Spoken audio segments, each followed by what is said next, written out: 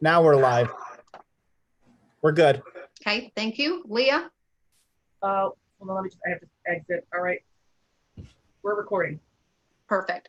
All right, I welcome everyone. I am going to call to order at 6:32 the meeting for Thursday, July 23rd of the Monomoy Regional School Committee.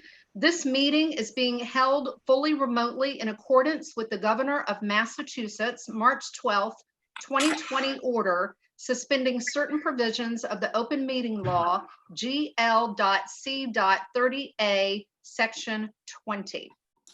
So our first item of business is approval of minutes from July 9th. Could I have a motion to approve, please? I move to approve minutes from July 9th. Thank you, Second. Meredith. And Nancy seconded. Any discussion? All right, we're going to have a roll call vote to accept, starting with Terry. Yes. Nancy? Aye. Meredith? Aye. Sharon? Aye. Joe? Aye. And I'm an aye. So that is unanimous. Thank you. Now we're going to move into public comment, and speakers are invited to speak at our virtual mic for 5 minutes. And anybody from our audience would like to speak this evening? All right. Oh, Terry? Well, not public. Well, a public comment. It strikes me. I'd invite all of us, as those who are listening to us this evening, to enter into a moment of silence in behalf of Joanne and Michael Sheehan's son, who suddenly passed away 2 days ago. So, in that spirit, I would invite us to that moment of silence and allow Grace to circle that family to take away this tragic moment. Thank you, Terry. So we'll take a moment of silence.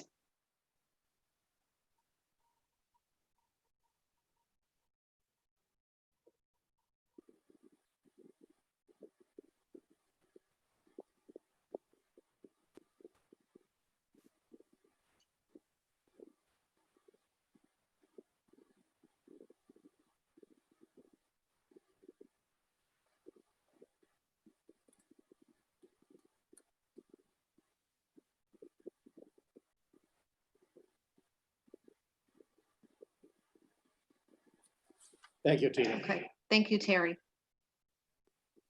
And moving into public comment, again, anyone from our audience like to speak this evening?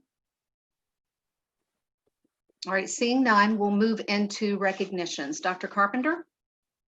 I would like to thank the Chatham COVID Fund. Their board voted to support the food pantry at Chatham Elementary School through August with up to $10,000 a month.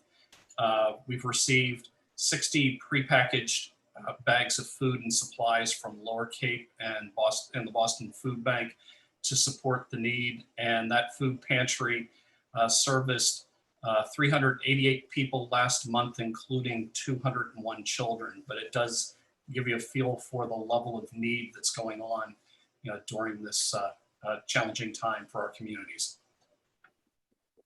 Thank you, Dr. Carpenter. Any comments, questions?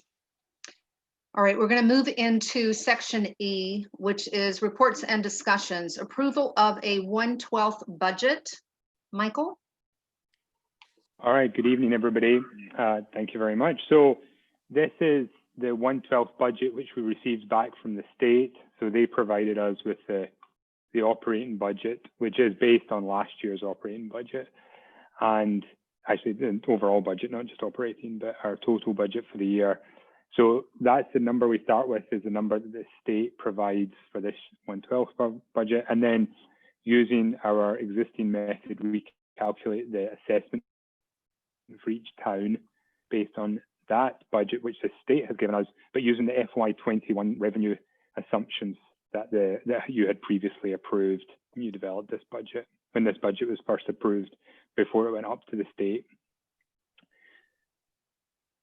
So most of the numbers are numbers, well, all the numbers are ones that you've seen before one way or another. So I tried to kind of put a little narrative in the document which was circulated in the papers.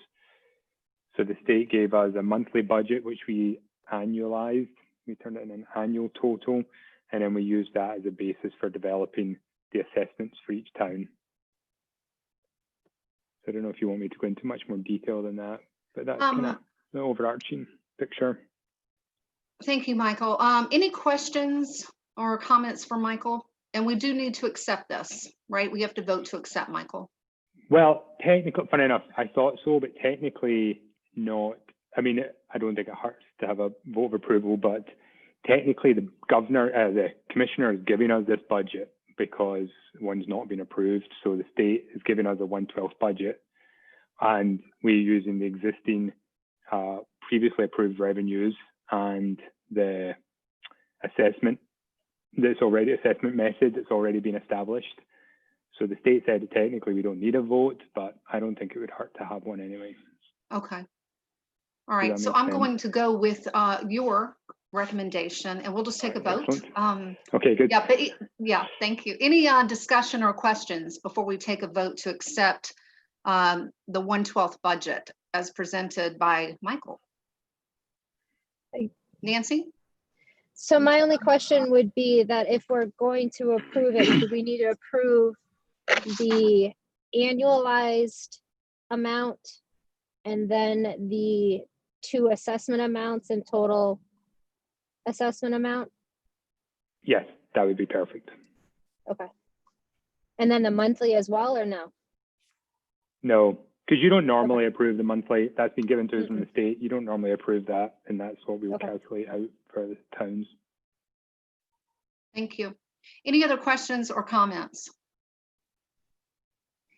So Nancy, it sounded like you had some good languaging going there.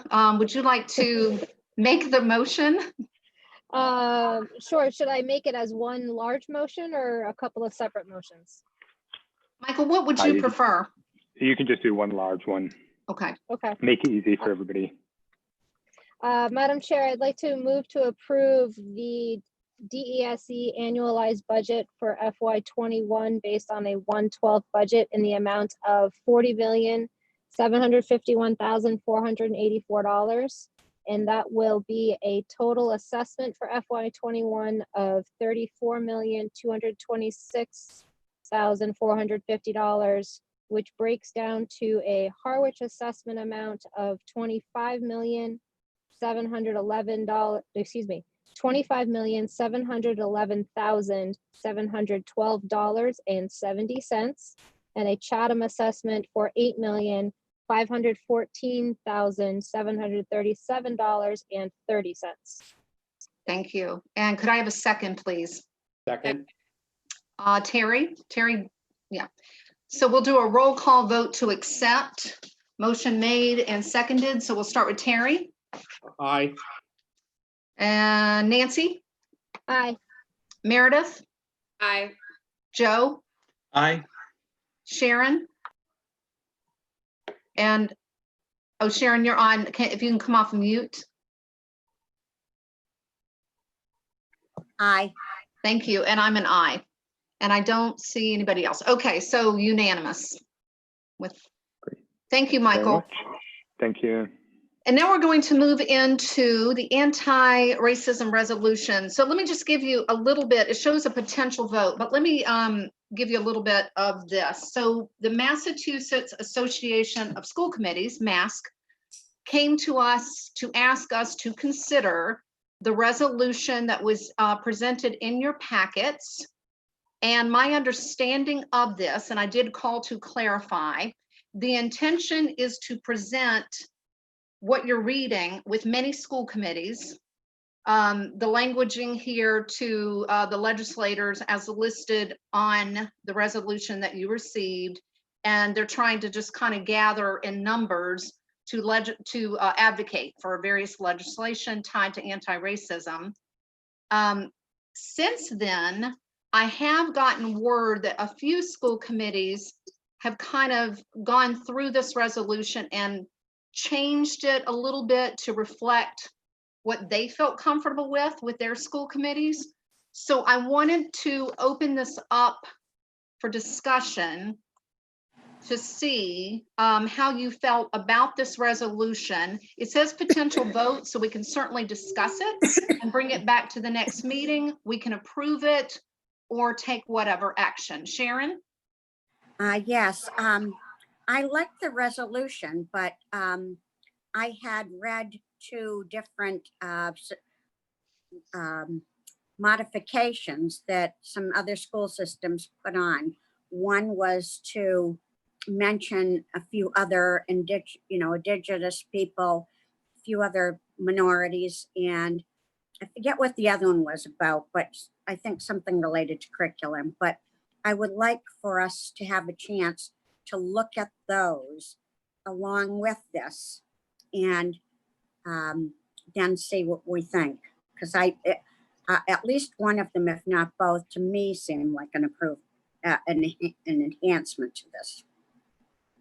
Okay, Sharon, thank you. Any other comments or suggestions, questions? Joe? It will help if I unmute, I think. Is that better? Or, Yes. or worse if you can hear me? I'd be in favor of not voting for this. I don't want to vote against it. I'm not eager to vote for it. And, abstaining is a little difficult too. And it comes out of the circumstances that Madam Chair described accurately. The Massachusetts Association of School Committees wanted to make a statement that could be endorsed by school committees all over the Commonwealth. And to do so, they have to write something that is generic. And I see that as the strength and the flaw, because you have to have something that covers every town and every regionalized district in Massachusetts, and that's awfully, awfully difficult to do. So for that matter, I think it's not terribly specific to us. It doesn't really address our needs. It doesn't really speak to our issues such as they are. And further, it doesn't invite a conversation into these issues that I think would be the most substantive and fruitful approach to it. So I would say further, and even more important, the ideas here in this text, in this brief text, that are important, the most important of these ideas, you will find embedded already in our strategic plan. The members of the school committee who participated in the forming of that plan, some of the members of the public who are here today who participated in that plan, and especially Dr. Carpenter. These are folks that didn't start thinking about racism today or last week or a few months ago. The concepts are in the strategic plan. And I don't think they need to be redone in an inferior way as this is, and as I think unfortunately is. Now, I think a fair question will be, well, okay, why not adopt it anyway? Really, what harm does it do? And I don't think it's a matter of life and death for us. I don't think it will derail our school system in any way, but I think it does some things that are less than good. One, it is telling teachers how the curriculum should be organized, particularly in social studies and English, without our having looked at those curricula, without our having discussed with the lead teachers in those departments, without engaging them in a necessary and perhaps fruitful conversation. I would be shocked to think that we really need to adopt a resolution to tell Dave Alexander that Jim Crow laws have some importance in the teaching of US history. And so that has to be in the curriculum. There's something presumptuous, I'm afraid, in this document, because it is us telling our teachers, telling our staff to do what they're already doing, and so it's worse than redundant. I don't like doing this when we have new administrators in high school and middle school. I would like to see this kind of activity taking place within the schools under the direction of those administrators without the school committee stepping in unnecessarily at this point. I don't particularly think we need to be telling the director of curriculum and instruction and assessment how the professional learning communities need to be organized or what needs to be done for professional development and so forth. I think we're telling him about issues of which he's already well aware. It's worse than redundant. Finally, I think, what are we, about halfway through our strategic plan? I think it goes from 2018 to 2022. Before long, we are going to be having a community-wide, or we have the opportunity for a community-wide discussion on strategic plan and initiatives. And we can modify language, sharpen language, add things that need to be done, but we do it in a way that's much more meaningful to our community as a whole. And finally, if we are going to think of adopting this, please note that I think 2 weeks ago, the New York Times changed their style manual, and they've capitalized the letter B in black. And if we're going to adopt it, that would be one change I'd recommend. But personally, I'm glad it was brought to our attention. It is worthy of discussion, but I think we do our teachers in district better by passing on this and addressing meaningful issues within the schools under the leadership of the administrators on all levels and involving the community in the next run on in the strategic plan. So that's my 2 cents, or a nickel. Joe, thank you. Excellent points. Oh, I don't know why I'm echoing. Excellent points, Joe. Thank you. And Terry, you had your hand up. I did. I had the opportunity to read it, and maybe I'm oversimplifying the whole thing, but in the light of the circumstances, what's going on nationally, I'm all in favor of in any connection with our staff or teachers or what they should or should not do because of this mission statement regarding racism. I think it's very obvious that it said 8 members of the school committee joining 351 communities. And what better time than now with what we see every night going on in the United States. So anything that might be enhanced or adopted, capital letters, can all be worked out in the coming months as this hopefully begins to point the direction into a little bit more unified country. In the meantime, I really don't see why we need to, assuming even if the strategic plan points us in that same direction, with as many, there's some strength. So I would be all in favor of, I wouldn't have to read it over again, all in favor of throwing a vote towards joining the entire Commonwealth. Thank you. Okay, thank you very much. And Joe, since you did mention Mark Smith in your comments, I'm going to ask Mark Smith to speak. Oh, go ahead, Mark. Good evening, Mark Smith, Director of Curriculum Instruction and Assessment. So just for the benefit of the committee, just to give you a sense of some of the things that we are working on specifically related to this topic. We did adopt last year as part of our curriculum review process, to reuse the word, a process for evaluating curriculum materials for bias across a whole slew of different perspectives, whether it's across gender, across race, et cetera, et cetera. It's a tool that was recommended from the Department of Ed that actually comes out of Washington, the state of Washington. So we've brought that in as a regular part of our process. Myself and at the time, assistant principal Jen Police worked with the English department last year, and we did a review of, actually we did it the prior year, my first year, of the sort of the canon that we were using and looking at it across perspectives from the author, main character, themes, etc., and have taken some actionable steps towards diversifying the literature that we're using in our courses. And then what we have in the can, so it's sort of as part of our plan, as Joe mentioned, it's been a big focus of our strategic plan, both looking specifically at closing achievement gaps across a wide spectrum of areas. I know I presented to the school committee some disaggregated data. We're looking at it from that perspective, and then some actual steps that we've been taking. And we're looking to, we really were set sort of right around, I don't know, maybe March 13th to launch into recruiting for a task force. And then something happened in the world. I don't really remember what it was. Something that seemed to derail our plans.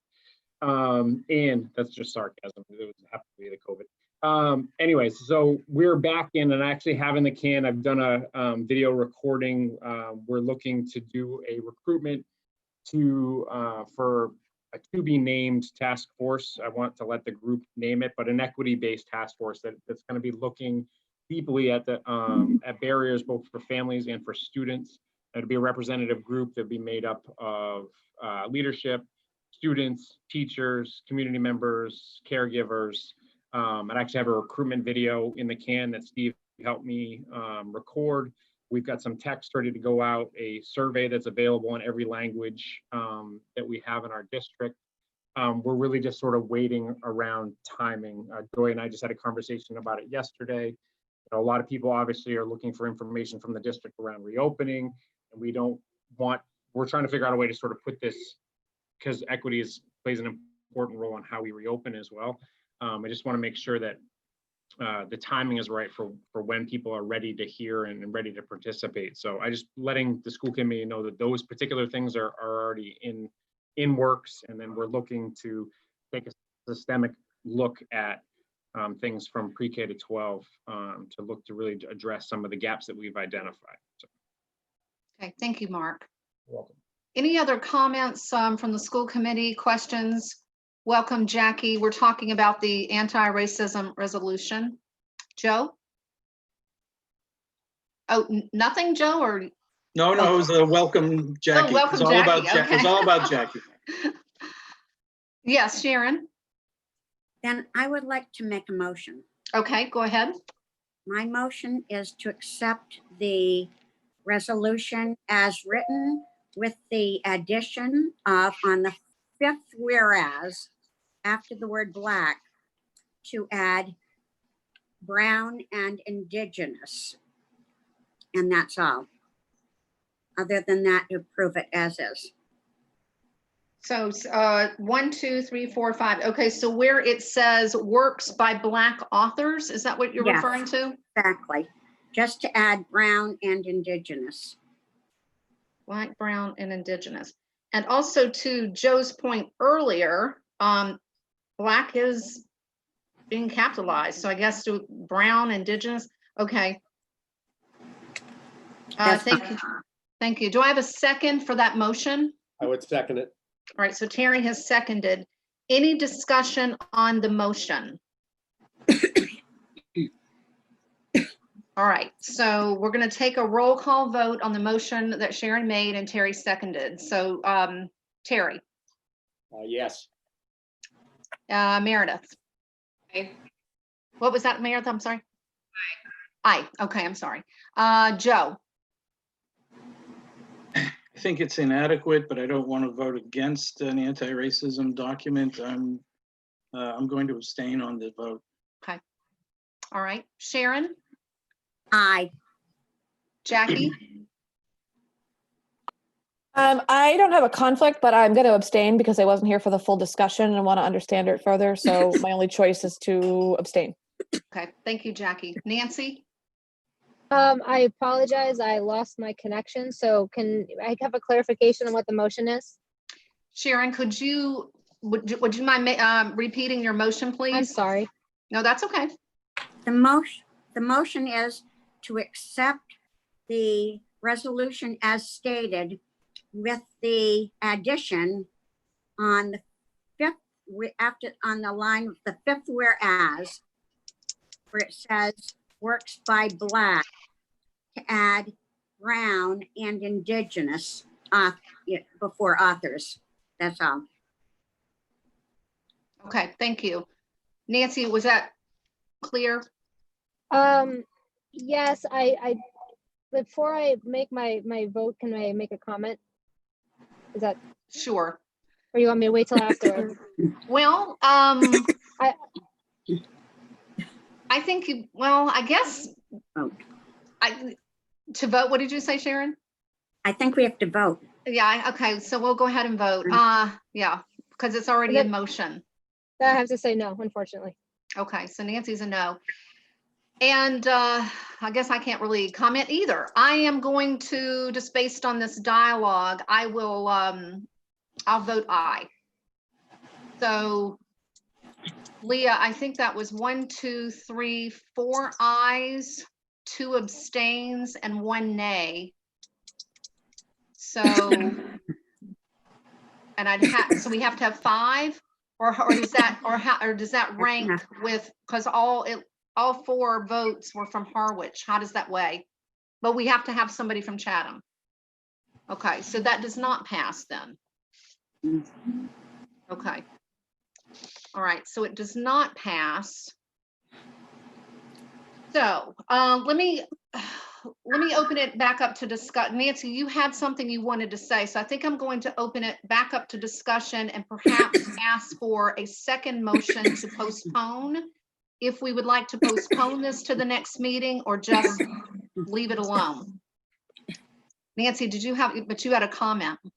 I did. I'm not really, and I apologize. I'm in my car and lost connection right as Sharon was making her motion, and so I missed all of that piece. I don't have a problem with the resolution at all. I very much agree with what Joe said, that the canned portion of it is very bothersome to me. But I also understand where MASC was coming from with having this resolution, and I think it's a wonderful resolution to have, and I think it's wonderful for us to pass. My reason for voting no is just the addition of adding in those specific line at that point. I think it's something that we could very easily adopt and something that we could put in, and it, again, I think it would be wonderful to have on the books that we did support this. I just think the choppiness of it and the conversation was kind of where my hesitation was, and unfortunately the part I missed, I couldn't approve it just because I couldn't follow completely. Okay, thank you, Nancy. Sharon? I think it's imperative that we do pass something. And if Nancy's objection is to my adding Brown and Indigenous, I'll remake the motion so it will pass, because is that what I heard you say, Nancy? Through the chair. Yep, go ahead. Yes, I believe that just adding in Brown and Indigenous, I understand where you're kind of going with being all inclusive instead of just being with Black. So I'm not sure how I feel in terms of having it say Black, and I apologize, I don't have it in front of me. So to say Black, Brown, and Indigenous, is it better to say all instead of just those 3? I don't know. I don't know where to go with that. Okay, Terry. Thank you, Nancy. Terry? Just a thought, in my memory of being on the committee for the many years I have been, this is the first time ever we had to react towards the weighted vote because one town or another, for different reasons, voted not enough to pass this. Now, I may be tone deaf. All the motions, this is so simple that I would think I would choose some other resolution or review our votes, because the moment we're living in nationally is so powerful that if we're debating for 20 minutes, 2 or 3 words or more research, then we need to review our own process here.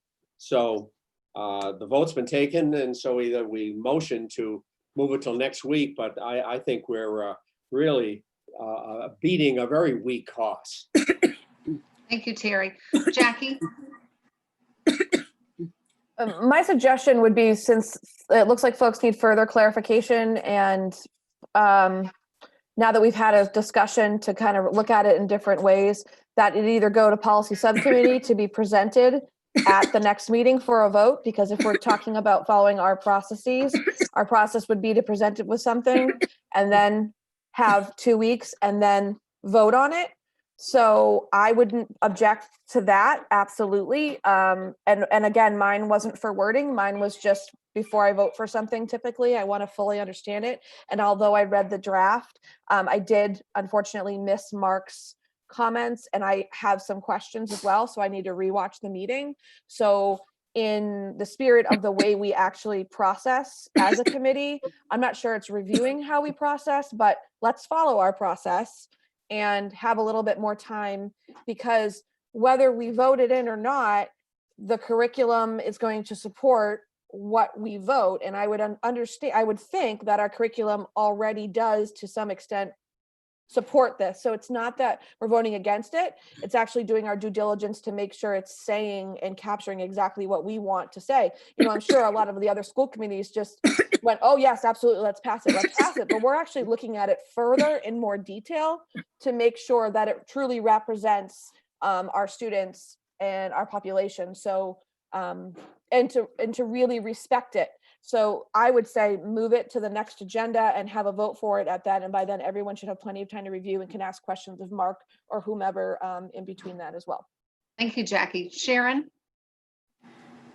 So I'm going to make a motion, but I do want to speak to what Jackie said. I do appreciate and I do understand. I had some feelings myself, Jackie, about some of the things you said, but this is not a policy, and we may choose to review our policies and look at that. I don't think this has any, this is more of a agreement that we're going to support diversity, which, you know, I was at and I think many of us were at the, not this year's graduation, but the former year's graduation, where Scott's whole speech was about diversity and about our he said at that time that the kindergarten that year, when it came up to graduation, would be a minority majority. And so other school committees all around, not one that I know of has not passed this. I don't want any kind of thing to come out saying Chatham doesn't support diversity. I think that we do. I think we can support this. And I think we can move on to tighten up or loose, you know, specify what we want in policies. So I'm going to make the motion that we. Sharon, can I hold 1 Sure. minute? And I Sure. hope I'm not out of order on this, but I saw Jackie's hand go up and I want to give her a chance to respond. If you don't mind, Jackie, go ahead. Yeah, just reflecting on what Sharon was saying, I feel like I just don't want to be the sheep following the herd. And I understand the importance of it. And I think that my first instinct is that I feel that our district does honor and diversity and that we do a good job at it. So I don't feel insecure about taking 2 weeks to go over what it is we're deciding and then to hopefully pass it on the following meeting. I think that people fear that others will think that about them, but you have to really take that hat off and do your job and make sure it's exactly what you want to say. And just because other school committees are passing it, you know, quickly, that doesn't mean that's right. And I feel like a lot of it has to do with the other dirty P word, which is politics. And we're not politicking here. We're a school committee. We are here to provide an environment for the kids that is safe and that is diversified. And I think I do look at it as a policy. I do look at it as something that we're setting up as a standard. So I don't see anything wrong with processing it like we do everything else, unless it's a financial emergency need, and waiting until next week, or excuse me, 2 weeks from now to vote on it. I just personally, and I respect everyone's opinion, personally, I don't I don't care if someone turns around and says, oh, Monomoy doesn't support diversity. Forget about that. Of course we do. And we can give you 100 million ways that we do. But I don't want to hurriedly vote this in based on everybody else. I want to do what's best for the school and follow our process, policy or not. Okay, thank you, Jackie. Dr. Carpenter, I see your hand. Go ahead, please. I'll just, while I don't vote on things, I'll just chime in and say I support, the intent of the resolution. And I think, since the tragic loss of George Floyd, I've gotten a number of different emails from community members just asking about, what sort of anti-racism does Monomoy do? I've taken a lot of time to respond back to individuals, and I'm quite proud of what we do, and I don't think supporting something like this is an indictment of things we don't. I think what I appreciated about the resolution is it saying that that all school districts should do things that I applaud what Mark has been doing with our humanities curriculum and looking for for voices and faces of color within that curriculum. And not every school district has been doing that. And I appreciate that this resolution is saying that that schools should do more of what we're doing. And so I appreciate that. I don't feel insult to the line that says that district leaders should speak out against racism. I felt very comfortable at our graduation 2 years ago to speak out very openly about some anti or xenophobic comments that have been sort of out there in our society. I felt some leader needed to go and take a very public stand against that and what he was saying. So I do support the resolution. I think like Joe, it's a resolution that you didn't write yourself, and we could take forever wordsmithing what's the best way, but I definitely support the intent behind it. Thank you. Joe? I think really the only point for discussion here is procedural, and we're moving away from it. We're talking about our opinions on this resolution, which has already been put up for a vote. And it can be brought to the attention of the school committee in a future meeting. And we don't even have to vote on that. That can be determined by the school committee's executive officer and the chair of the school committee. So that's what we should be doing. The merits of a resolution that's already been voted on needn't and really shouldn't be discussed at this point. We do because we have strong feelings about it and we want to talk about it, and I understand that. But the vote's been taken. If there's if Madam Chair, you wish to bring it up to a future meeting, by all means, please do so. That's certainly your right. But I personally, I'm not going to get into a discussion of my thoughts about this because time for that is already. Okay. And then finally, Sharon, you're killing me. You got to hit the mute button. Oh, I'm sorry. Thank you. Okay, thank you. Terry? In the lighting spirit of Joe, I would say we move the question, and I would not put it on the responsibility of the chair. I would make the recommendation we put this on the next agenda. Okay, thank you. So the motion's been made that we put it on the next agenda. Could I have a second, please? Second. Meredith seconded. So we'll take a roll call vote to move this topic, the anti-racism resolution, to the next meeting for a vote. Terry? Yes. Joe? Yes. Sharon? Yes. Nancy? Aye. Jackie? Aye. Meredith? Aye. And I'm an aye. So we'll move this to the next agenda, and we'll have an official, I guess, whatever. So anyway, it'll move to the next agenda. Next item on tonight's agenda under reports and discussions is status of reopening, planning, and timeline. Dr. Carpenter.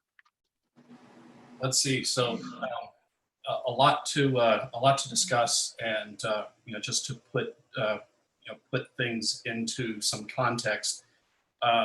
On the 31st, so the end of this month, we are to submit to DESE a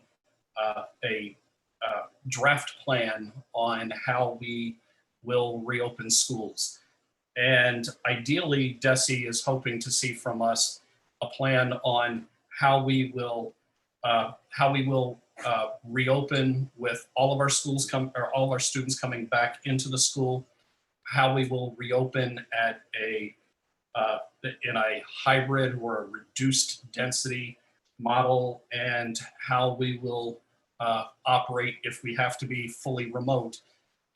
Thinking that that we may, as a state or a local school district, need to fall in any of those those areas over the course of the year. We ideally would be getting feedback on the plan that we are putting out, and we're specifically asked by the commissioner not to put out anything publicly until the beginning of August, but we would be putting the plan out for feedback at the beginning of the month, and then I would be bringing that plan back to the school committee. We have a meeting on the 8th, and on the 10th, we need to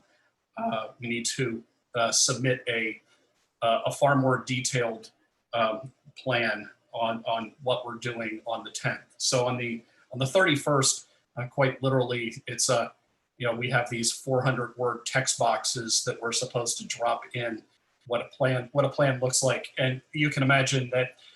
To reopen schools, there are far more details that are needed to be raised than a simple, 400-word text box. We also have gotten some guidance, that impacts that plan from the state in the last week. Last Friday, we received a document that was protocols for reopening given COVID-19 scenarios. And I actually think that that's a pretty good document. We spent a lot of time this week processing it because the document creates a decision tree, and it's a very well thought out, with medical doctors and public health officials on, if a staff or a student has symptoms,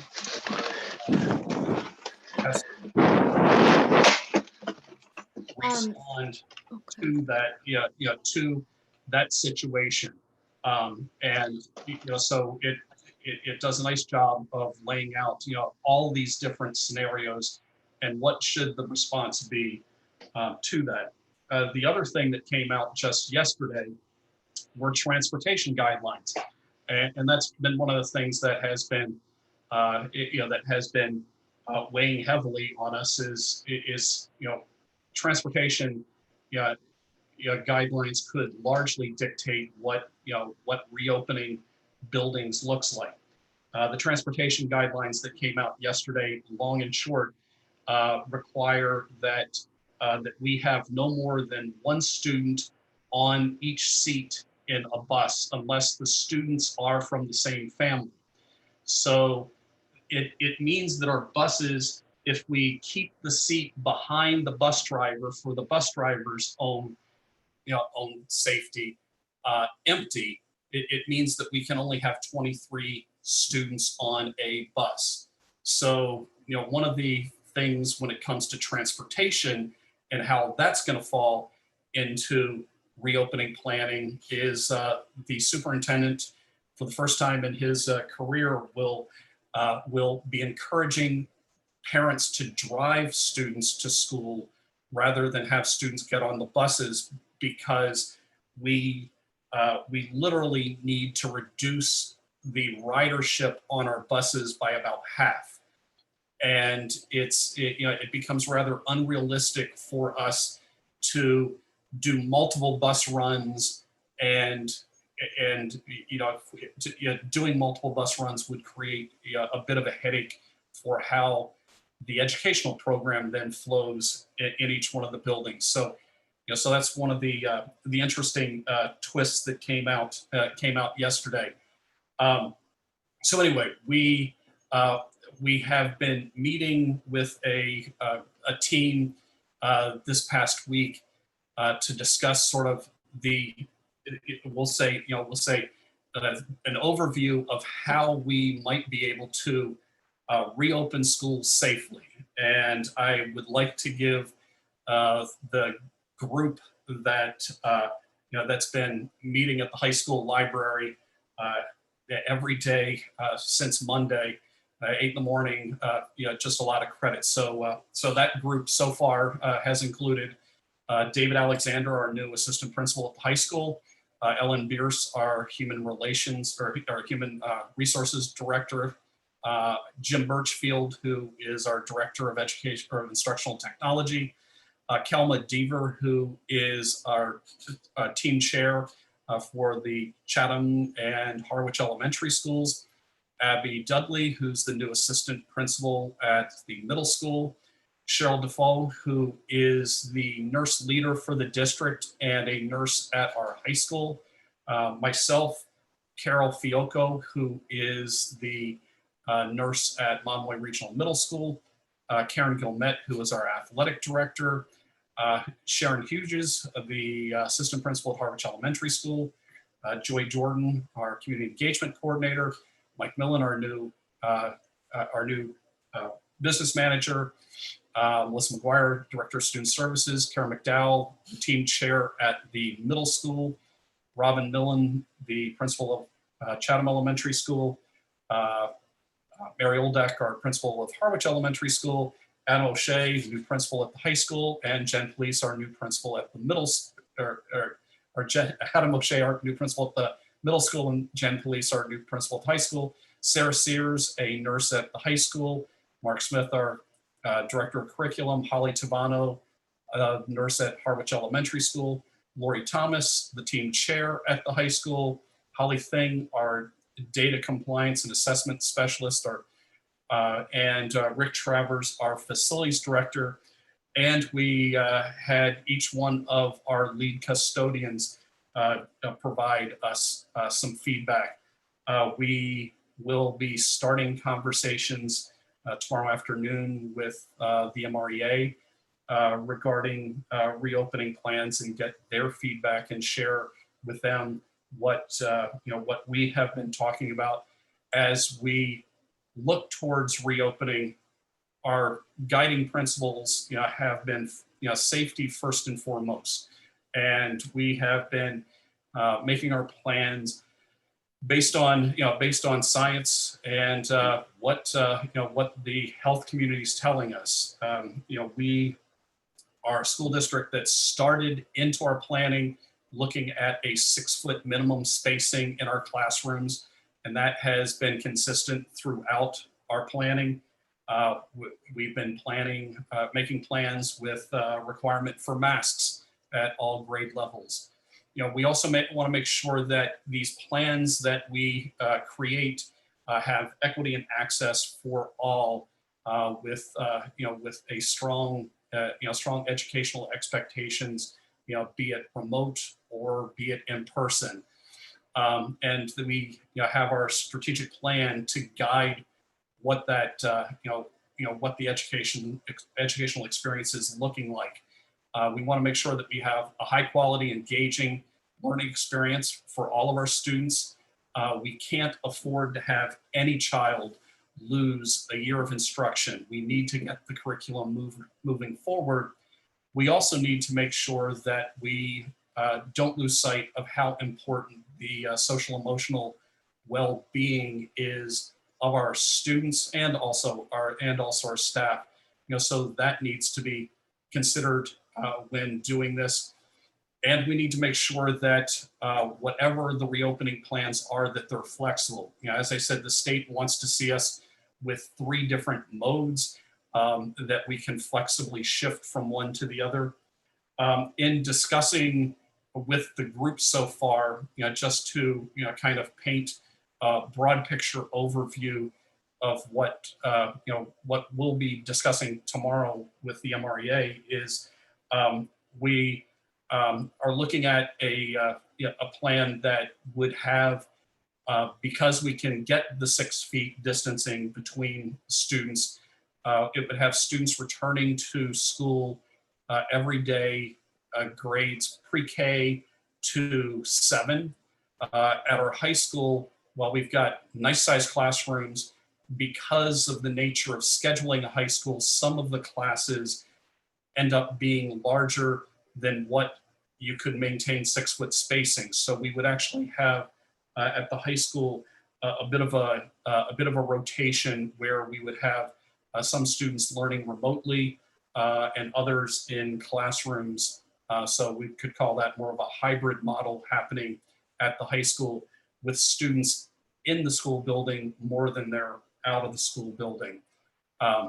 So we'll have more details after we get feedback, and we'll go from there. But I'd gladly entertain any questions folks have at the moment. Thank you, Dr. Carpenter. Any questions, comments for the superintendent? Sharon? I just want to make sure I have what you said correct. So you said that all the students and teachers could be 6 feet spacing. Is that correct? Correct. And everyone will wear a mask. Absolutely. And the last thing is that the pre-K through grade 7 would be in school every day, but the high school every kid would be at school more than half the time, but they may be doing some remotely. Is that correct? Correct. If we keep the 6-foot spacing guideline, and that has been my personal mandate as we've been planning. One of the things that people should understand is that some there would be some teachers that we would have to move into larger spaces than typical. An example, I believe in Robbins building, at Chatham Elementary School, our largest rooms are kindergarten classrooms, and our kindergarten has some of the smaller class size. So if we move some classes that have large class sizes into kindergarten classrooms, we're able to have that 6-foot spacing. So there's so some of it's just being creative with the spaces that we have within our buildings, to ensure that that we are adhering with that important piece to protecting public health. Thank you. Any other questions or comments for the superintendent? Joe? More than a few times on local and national news, I've heard the assertion that remote learning is not learning. And given that we may not be able to avoid an element of remote learning, could you succinctly but substantially address that concern? I mean, it's a great point, and how do I want to put it? I think it's important to note, and we note it in sort of the draft document that we've created, that I don't think there's any substitute for the in-person experience that we can provide in a classroom. And the state requires us to have a remote option available to families. So in the draft that we've been working up, there is a choice that families can make. Do you want to do just distance learning, or do you want to take advantage of the in-person learning that the school district can provide? And we'll have families make that choice. But we're very transparent that that we can't we can't replicate online what we're able to do in person. I do, but where I would disagree is we can have learning happening remotely. Is the statement from the person, I would disagree with them on that end, that learning can happen online, and at the same time, I don't think online learning is any substitute for the magic that happens in the classroom. Thank you. Any other questions, Jackie? Yeah, my question's for Dr. Carpenter, and given the recent, also apparently Chatham made national news and local news, and we're kind of peaking at this point again, or well, we're going up, I guess you would say. My question is, ultimately, the governor makes the decision if we are or are not returning to school. If he decides we are returning to school, does each district then at their level get to determine if they will be doing a remote plan or a back in the classroom plan? So really good question. And the document that was released, on the protocols for responding to COVID-19 scenarios does get into that. So I think the way to go and address it is the commissioner and the governor can make decisions that override your local superintendent, but the local superintendent has the flexibility anytime to go and say, conditions here in our community are such that I feel that we need to shift to a different mode. And, if I was to go back to last week and say, how many students have we heard that are COVID positive? How many staff have I heard that we've COVID positive? I would sit there and say, the district's in a really good place. And then we launch into the Chatham, hitting national news because of a party where, at least as of this morning, 10 people had tested positive. Knock on wood, the article as it was written yesterday, the first 9 weren't Chatham residents, so you could read in between the lines there, they weren't Monomoy students. But for those of you that read the email that I sent out to our school community yesterday, I think we can't be so naive that that some of our children are 1 degree of separation from that. I think the article as it was written in the newspaper talked about how there was a connection to not only the party, but also that many at the party work in local restaurants where we know, some of our children here tonight, including my own, work in, restaurants in the summertime and create, so I think there's a number of our youth in this community that are getting tested. I think a reassuring thing for me as the superintendent is the emails that I'm getting post this in terms of, all the families that have been taking this seriously have gone out, had children tested, and this reassurance that it's like, oh, we have a negative test, and I think as we navigate this upcoming school year, be it here or anywhere in the United States, I think there's going to be this important component that when we see some cases that where we hear about an individual that tests positive, what sort of contact tracing is happening, and how quickly are we testing all of those who could be in in contact with with an individual that that was positive. One of the things that that we've discussed and that went over with the nurses is not only would we have 6-foot spacing, but we would have seating plans both on buses and seating plans in classrooms.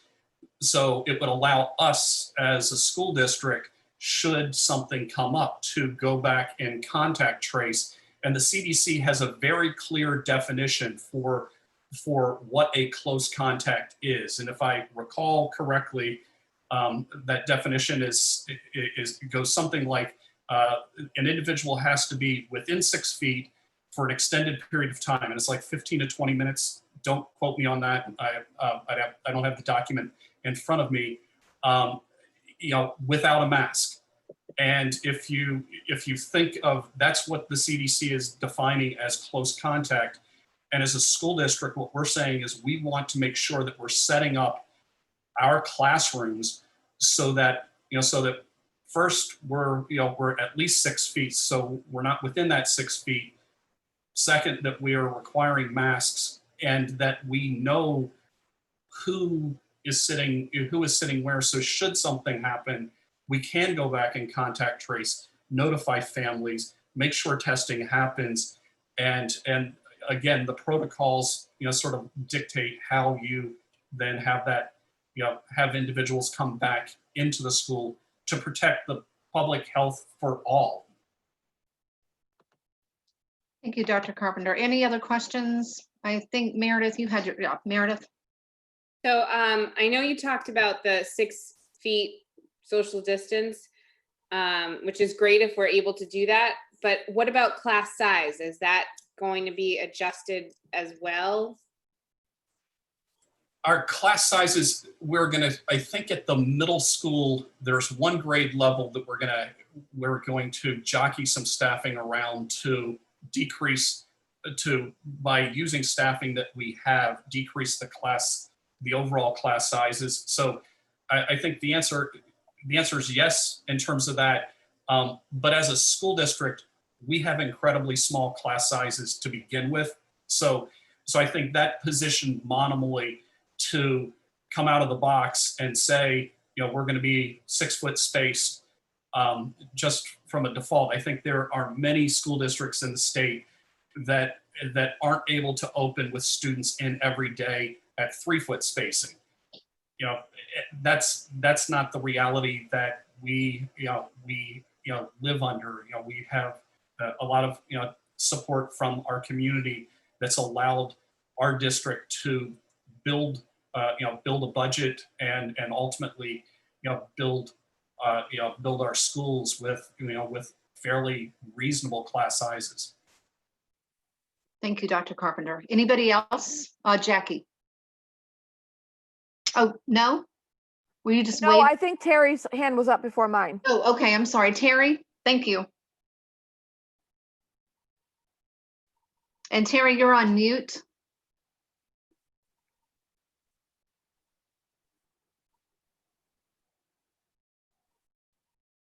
Oh, Terry. Leah, if you can hear me, I don't have the host. Oh, there we go. Okay. Go ahead. Is that any better? Okay, thanks. Yep. A couple of quick thoughts without going through the whole summary, Scott. I happen to be watching some national briefings in the illusion of this potential in the next 2 weeks passage of phase 3. On the federal level, they talked about billions targeted towards public schools for excess staff and testing devices. There is, as you're probably very aware of now, supposedly a test that could be returned in 15 to 30 minutes. So as we look down the line, all of that stuff, when we get 1,800 kids in classrooms, may be worth looking into to add to this need to have the most kids in at one time. My second thought, and that's all it is, if that were the case, would there be built in a staff that's including everybody, weekly testing? And then back in the old days, all school system used to have a pediatrician, a doctor, who was like paid or not paid, but was kind of on board for various things. I'm wondering as we go down the line, if our school nurses, if we were ever able to contact a semi-local pediatrician, not that they're busy enough, to either stipend them or say, could they be available to work with our nurses once a month or as a referral and it would have to be someone of real personal interest who would say, I'd love to take that on. It certainly would give us, I think, a little bit more credibility to speak in large numbers to parents as this thing gets better or stickier because of a couple of covert sicknesses in our town.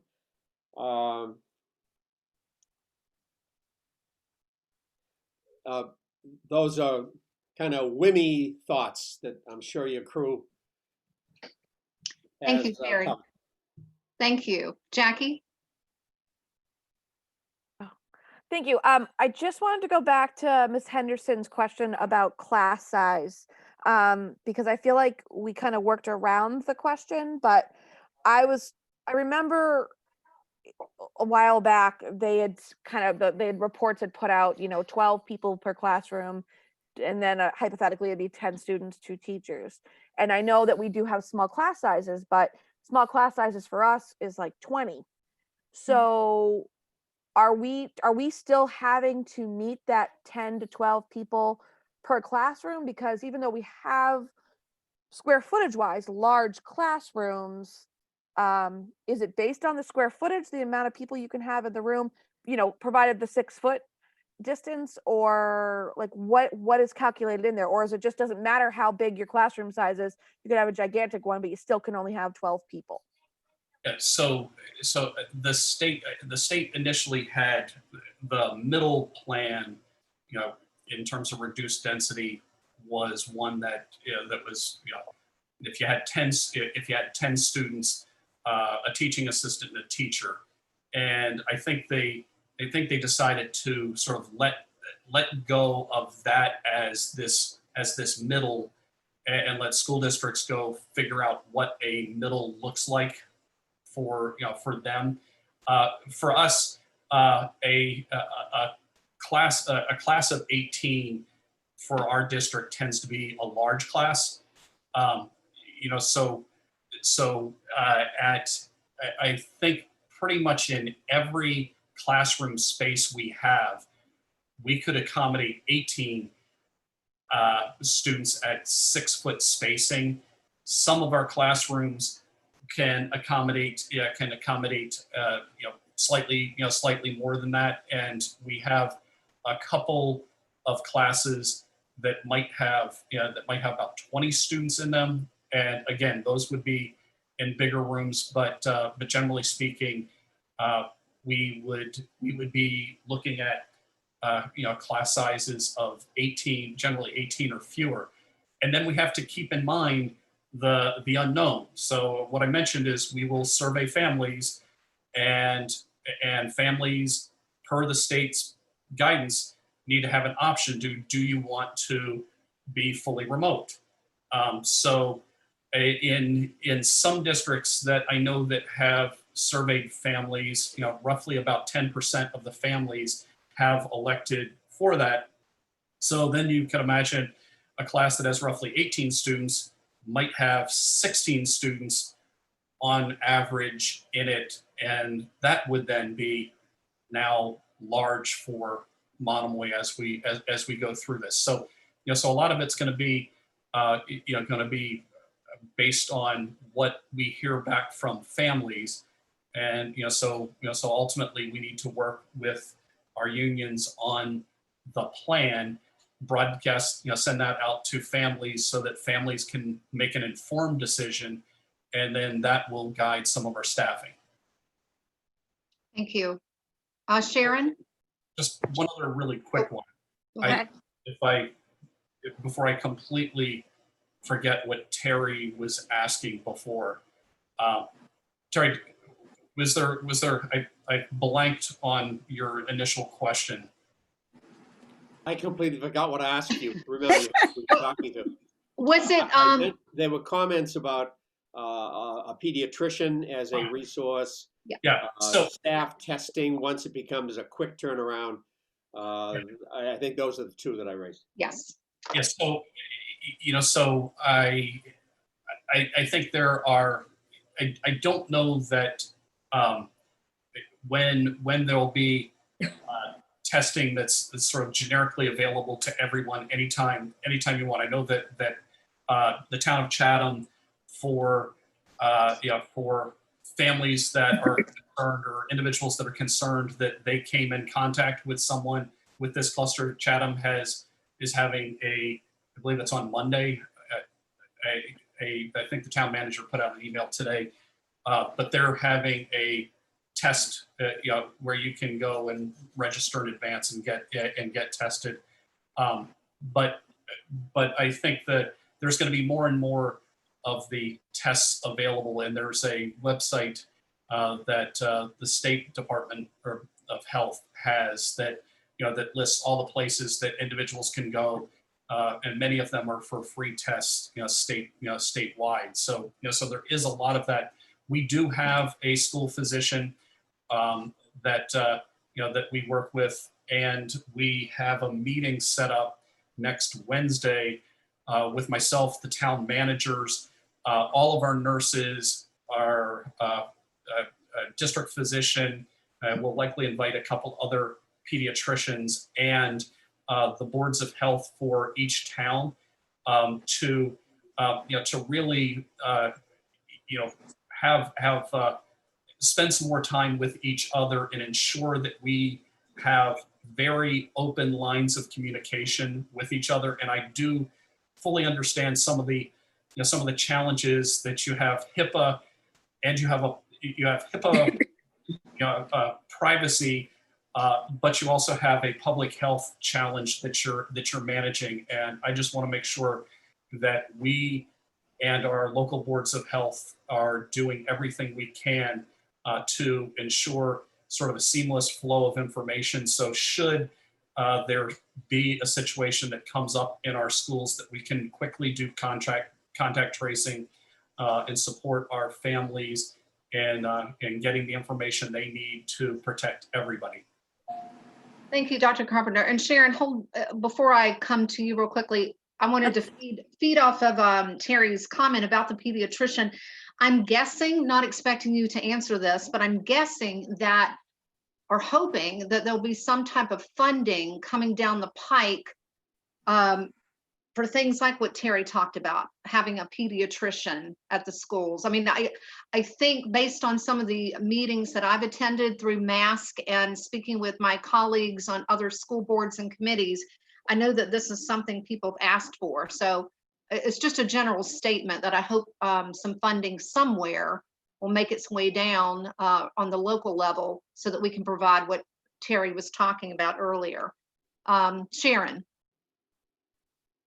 I think you had a question. Yes, it was more of a comment.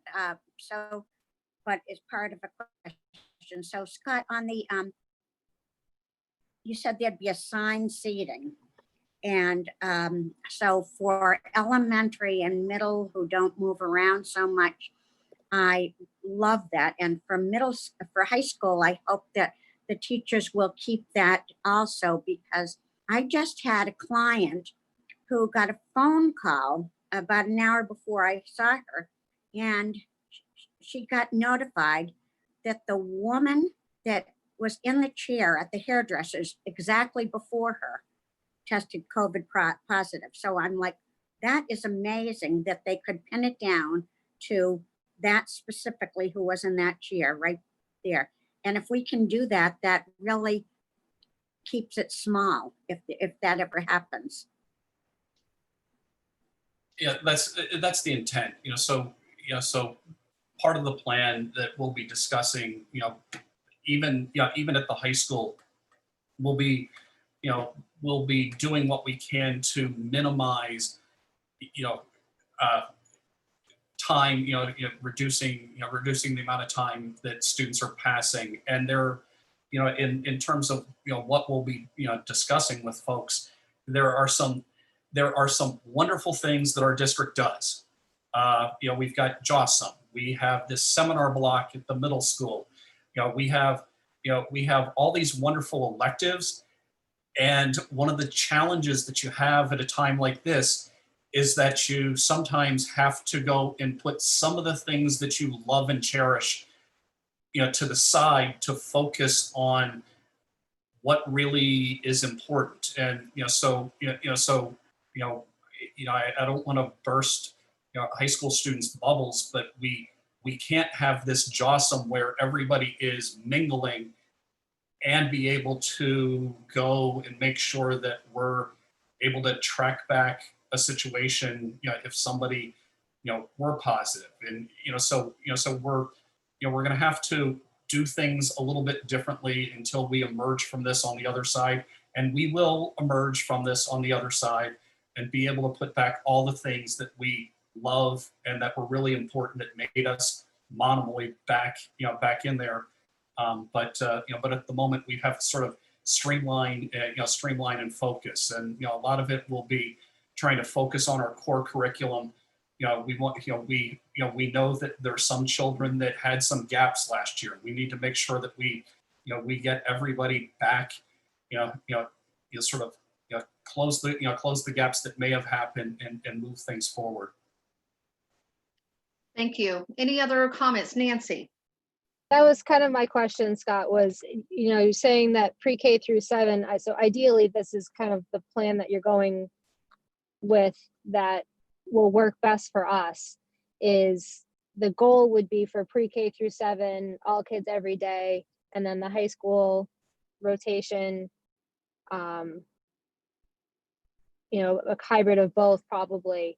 But that was where my question is how is that going to work logistically with middle school and high school, more specifically than elementary school, in terms of the classes that they take? Because middle school kids aren't in one classroom all day long. I mean, even elementary kids aren't in one classroom all day long, more so than the middle school and the high school kids. So you said the focus is going to be on the core and more or less trying to keep the kids in one classroom throughout the day, or you can read into my question. I'm not really sure how. So at the middle school, our structure is largely around teams, and we can have teachers move between teams without having to have students move about the building. At the high school, not so easy given the nature of a high school curriculum. So to just sort of in broad brush strokes, how you would address it at the high school is if you lengthen your blocks, so that classes are meeting fewer times, but you're having longer blocks, you have fewer passing periods. At the moment, we have a high school where students have been taking 5 classes, typically pre-COVID. They take 5 classes a day, you have lunch, have JOSM, and you have all these passing periods that are happening. And each one of those passing periods is that time where you don't have, the 6-foot distancing. Kids are going to be going through the halls and potentially not 6-foot distanced. And, so it's minimizing those so that you're not having prolonged time like that in a school structure. So we again try to do that as much, minimize those things as much as we can in our planning at all grade levels.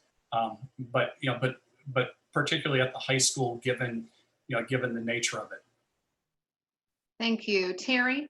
Couple of other quick comments. I think we're in a good place in that last couple of days I noticed where we've flattened the curve here in Massachusetts, as well as most of our surrounding states. And the most recent, I think it was yesterday, I saw the infection spread number at 1.6 or 1.7. Good, but not great. In other words, that's low compared to some of the 7 South and Southwest states.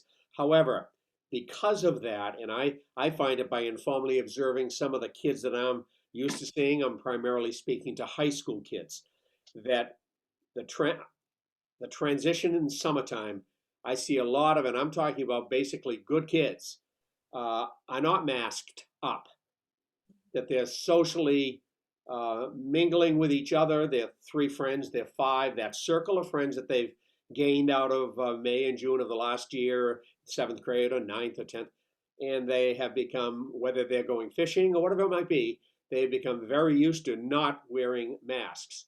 I don't know, and you alluded, Scott, to that in your letter to parents, and that's in a nice community where we're not having rebel saying, "I dare you, make me." So it is a challenge because school will come and they'll be masked up. But in the afternoon, in the early evening, or Fridays and weekends, I see a lot of kids that have gotten very used to not wearing a mask with their fellow groups, and it's a lot of peer pressure, I'm sure. So it's something you're very aware of, I'm sure, and we're just going to have to move with that because that's a fatal flaw. Yeah, and that's why I wanted to emphasize to parents that I keep getting stopped around town. It's like, hey, are we going back to school? And the answer is, we're planning on it, but at the end of the day, it's what we collectively do as a community is going to dictate whether we're able to go back to school or to answer whoever's question it was. If there is a spike that we're seeing, in either the adults or kids in our community, as the superintendent, I'm gonna have to say, no, we're gonna need to be remote until we're at a place where I deem it safe to go back. Thank you. Any other comments, questions? And just real quickly, to echo Terry, I thought the letter that you sent out to our families was excellent. I know I replied and sent you a note to that effect. And there's going to be a lot of work I think everybody's going to have to do, maybe even quarantining, on their own and that sort of thing. So I just want to take a moment to just say thank you for the work you've been doing. I know you've been working around the clock and your team, and I just want to thank you because I know you're looking at this and things change every day. I've been on college meetings with both of my kids going to college in the fall, and I know that everything is changing daily. So I just want to thank you for all of the efforts. Well, it's one of those many hands that makes light work, and this is the document that we've been putting together is one that that's co-authored by a large group, and I appreciate all their efforts. I think for me, one of the biggest pleasures I've had this week was to have a really long conversation with all of our nurses, and that was the first time I've ever really had a long period of time talking with just that group. And we have such a talented group there that that I know that we're going to be in good hands with. One of the things that we will be doing that I think kind of gets back to a point that Terry had made. We do, there are some relief monies that that school districts have, and one of the things that we'll be doing as an admin team tomorrow morning is talking about the relief money that we anticipate having available. How can we use it to address what we see are some of the challenges? And one of the places I see a clear challenge in talking with our nurses is that we can't have our nurses both triaging this in each health office. And you can imagine that it's going to be very different when a child goes to a nurse and they have a symptom. We as a school district need to treat that symptom as if it could be, and follow the protocols. So if our nurses are doing that, we need to actually add some nursing staffing to have some nurse available to be sort of that point person when it comes to taking the calls and starting that internal contact tracing that I think is going to be really key in keeping everybody safe. And then just one last really important thing that that I shared with the admin team as we went into this.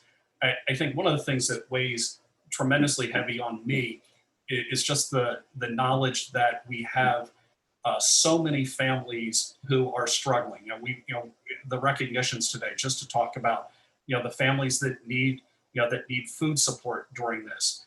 And, when we surveyed our families, we have about 45% of our families that need us to be operational in order for the family to go, for the parents to go be back at work so that they can support their, their children, and their families' needs.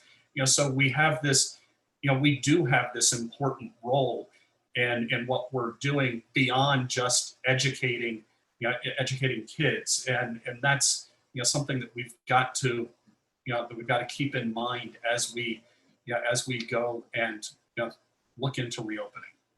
Thank you. Terry? Just full of ideas, Scott, just triggers something. So it's all good stuff, especially this evening at 8 o'clock at night. The thought struck me. Curriculum-wise, we found money to give every kid a Chromebook. That's been going on for 2, 3, 4 years.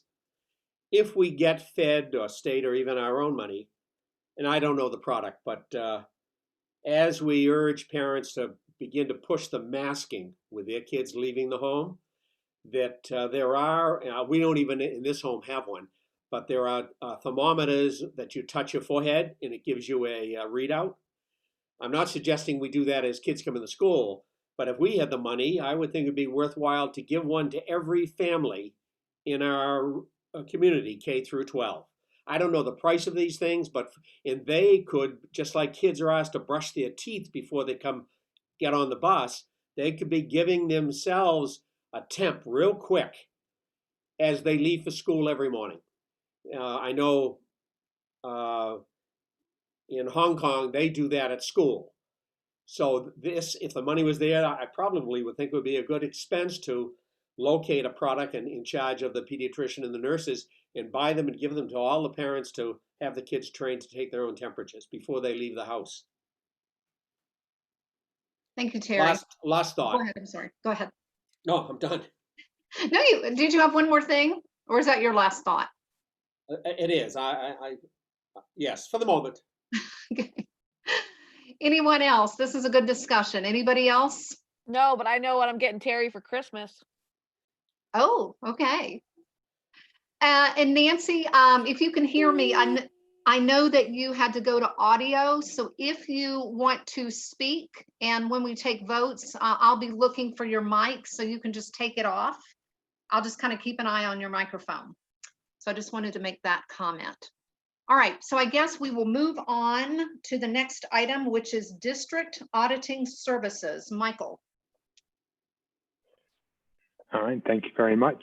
So, as you may recall, the auditing firm which we've used up until last year was no longer able to continue providing us with their services due to pressures from the impact of COVID-19 and so on. So this was prior to me arriving here. Katie had put out a request for quotes from different alternative audit firms.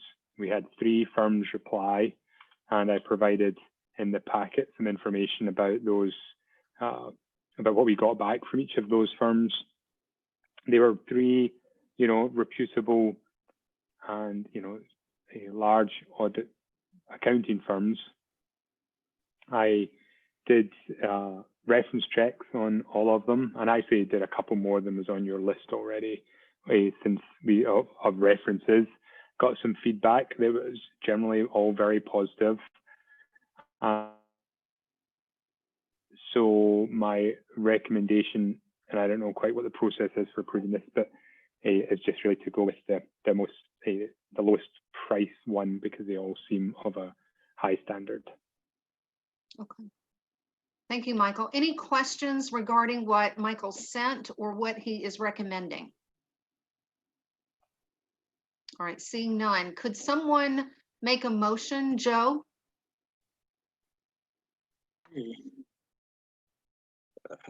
I move that the school committee accept the recommendation of our business manager and appoint Roselli, Clark and Associates as our new auditor. Thank you. And may I have a second? Second. Terry seconded. So we will do a roll call vote. Terry, we'll start with you. Aye. Joe. Aye. Jackie, Aye. Sharon, Aye. Meredith, Aye. Nancy, can you hear me? If you can, Oh, can Yes, you hear go me now? ahead. Okay. Aye. Wonderful, thank you. And I'm an aye, so Thank that's unanimous. All right, excellent. Thank you very much. You're welcome, and thank you, Michael. And the next item, we're going to go back over to you for a disclosure of non-elected municipal employee of financial interest and determination by appointing authority. Okay, so this relates to my, well, really the district, because we're part of the Cape Cod Municipal Health Group. The district has to appoint a representative to the board of directors, and historically that's been the business manager. So that would be me that would be fulfilling that position as normal. However, the reason for this disclosure is I'm obviously also a part of, I get health insurance through the district as well. So I have a vested interest in the outcome of the negotiations. And so it's a disclosure of that financial interest. And so the way the disclosure works is it has to be approved by Tina, by the chair, and then it gets filed with the district. Okay, but we have to vote for it as a school committee. Is that correct? Yeah, I believe so. Yeah, I believe so. Okay. All right, so we'll do that. If somebody could make a motion, please, to accept. Jackie? See if I don't muck it up. I move to approve the disclosure by non-elected municipal employee of financial interest and determination by appointing authority. Perfect. Thank you. Joe? That motion has a second. All right, perfect. So Jackie moved and Joe seconded. We will do a roll call, starting with Terry. Aye. Joe? Aye. Jackie? Aye. Sharon? Aye. Meredith? Aye. Nancy? Aye. And I'm an aye, so that is unanimous. Thank you very much. Great. Thank you very much. That's Thank me. you. Thank you. The next item is curriculum subcommittee proposal and discussion. So I wanted to bring this to the school committee tonight for a discussion and a possible vote. In part of the legislative work that I've been doing as the liaison, I've been going to all these little mask online meetings, and I had noticed that several of school committees across the Commonwealth have a curriculum subcommittee. So I had inquired and got a few, I'm sitting here looking at minutes and all kinds of things, and I felt like, given what we're moving into with what we're kind of the situation we're in and going into the fall, I thought it might be helpful as a school committee to consider forming a curriculum subcommittee for the same purpose that we have a finance committee or a policy committee. It's kind of a sounding board. It allows us to ask good questions, make suggestions. It's not about writing curriculum. It's just about supporting the work that we do. If there are changes, like for example, with the ELA curriculum, it might have been an opportunity for a subcommittee to have gotten a lot of questions answered, because I know there were some things coming to us at what felt a little bit to me like the last minute, particularly the investment that we were going to make at that time. So my thought was, it's a subcommittee of 4 people, less, we can have up to 4 people, and to just, address a few things like we've talked tonight about closing the gap. That could be a place where you could ask those types of questions and help maybe shape some, decisions or whatever are being made, but it's a sounding board. And again, I see it operating like the policy and the budget. It's kind of finance. It's kind of what we do over there, and asking good questions, looking at various proposals. So I wanted to throw it out for feedback. Meredith? So I've been thinking a little bit about this, but I wonder if it's because the curriculum work is with Mark and the teachers. So I wonder if I understand what you're saying, Tina, where, you know, we could be more informed if we had a committee or if we were a little bit more involved.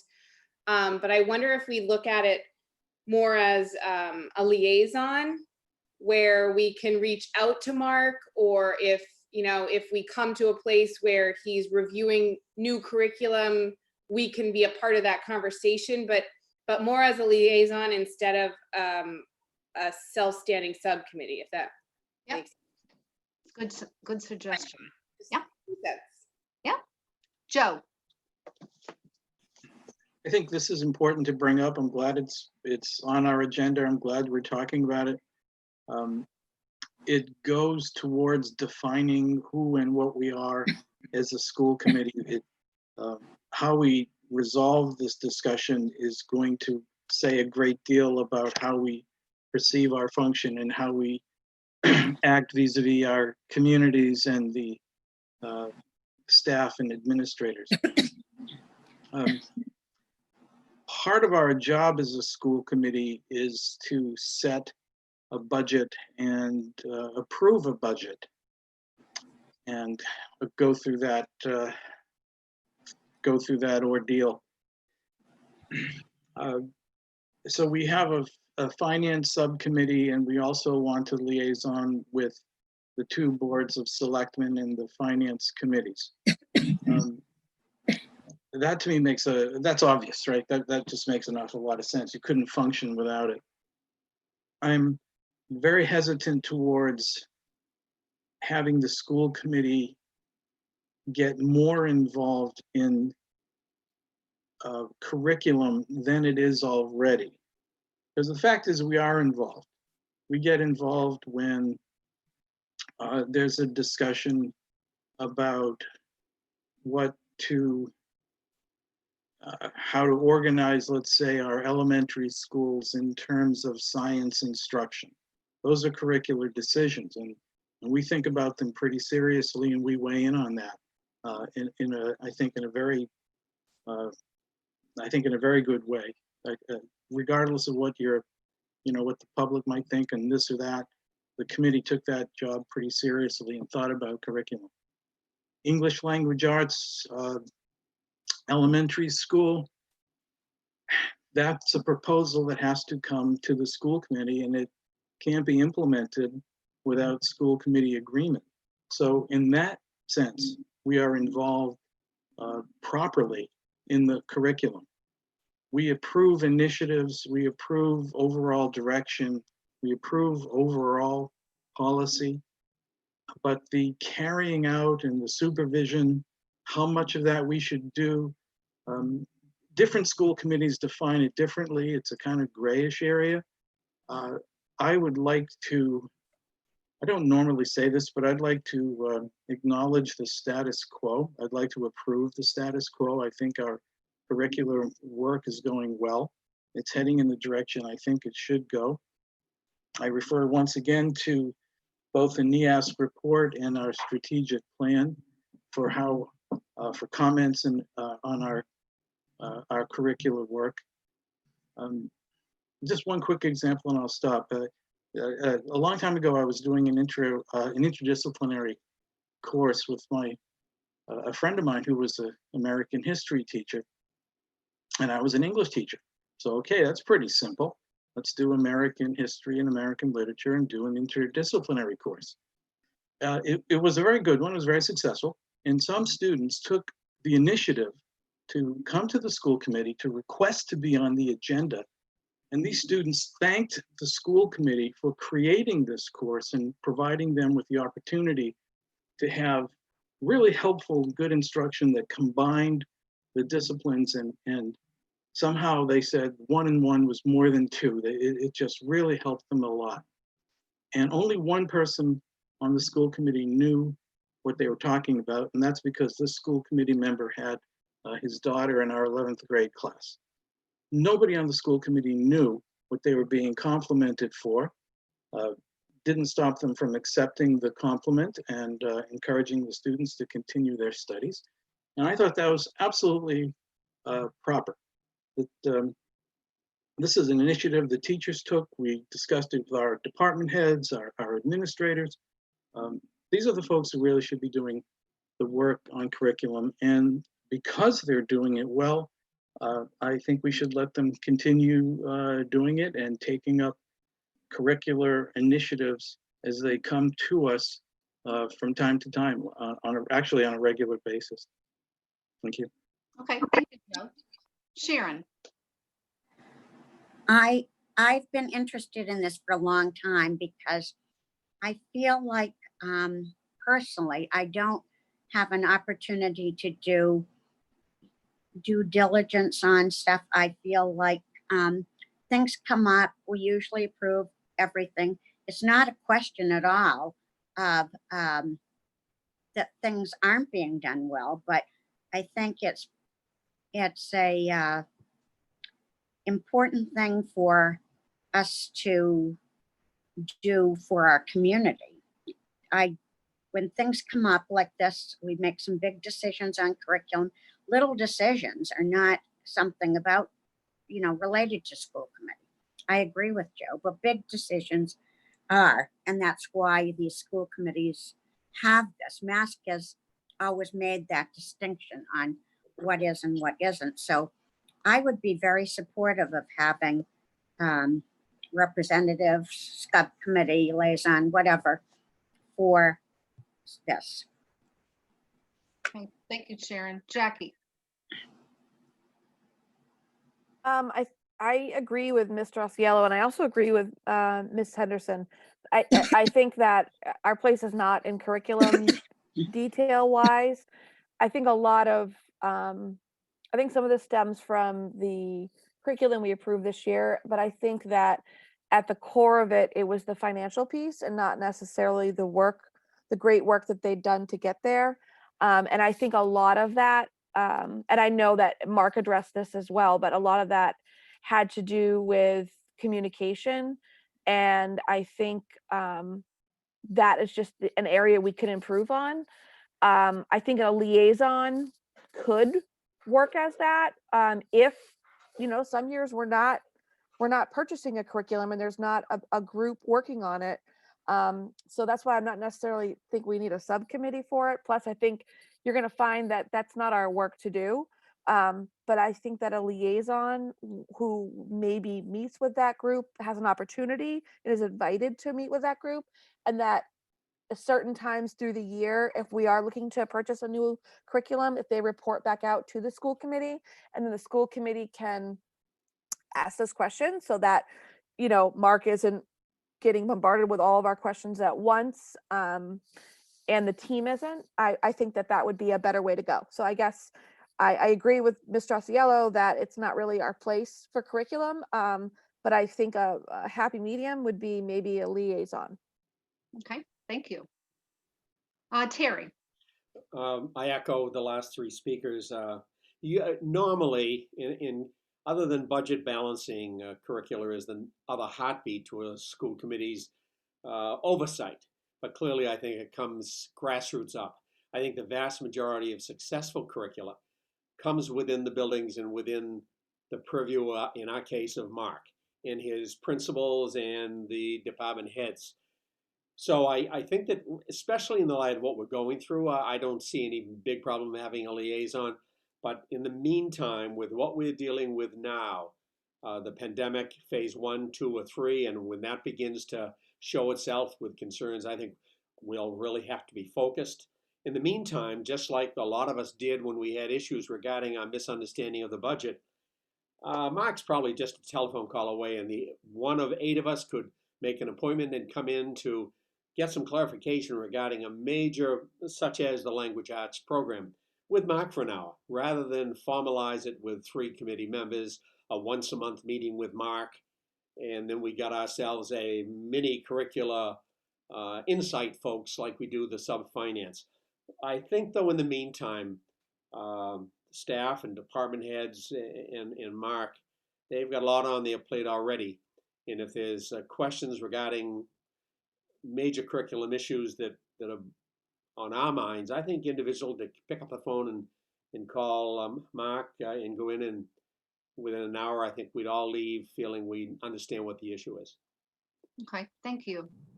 Anybody else? Nancy, it looks like you're off mic. I am. Thank you, Tina. I have a lot of different thoughts on this.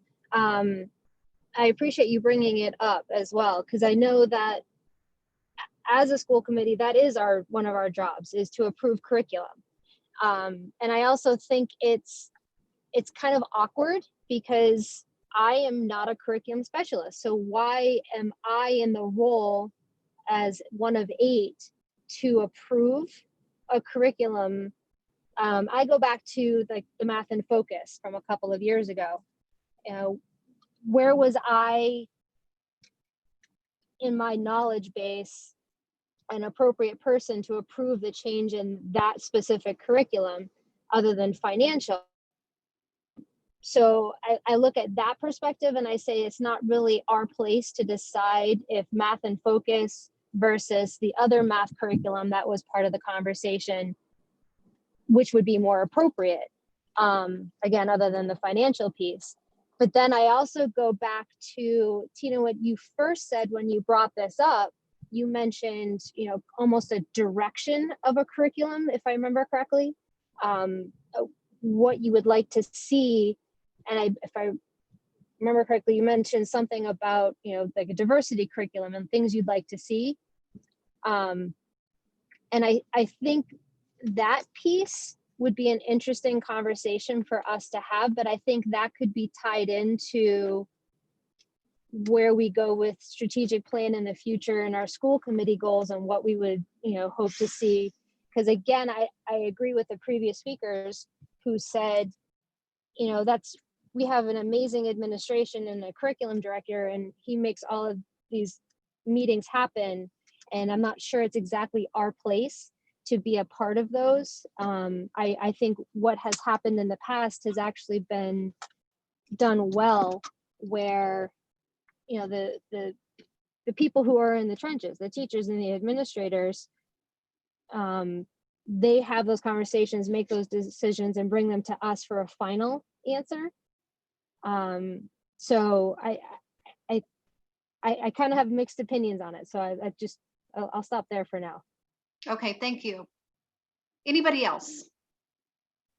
So it sounds like a subcommittee, based on what I've heard, is probably, so we'll push that to the side.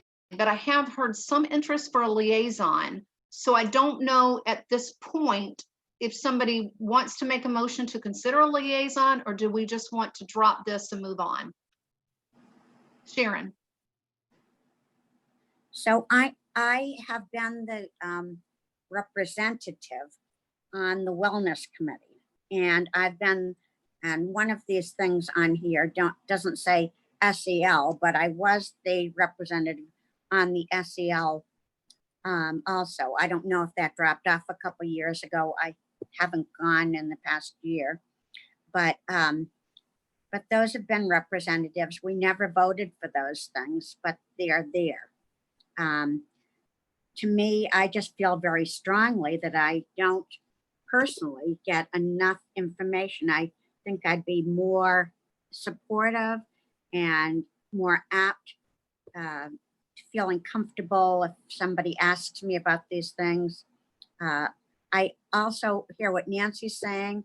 I think that the diversity, if that's something that comes up, would be an area that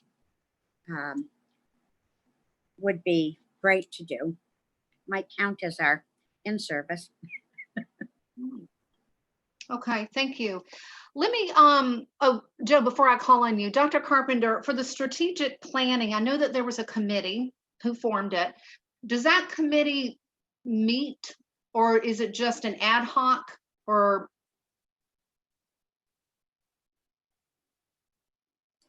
So the strategic planning committee itself doesn't meet, although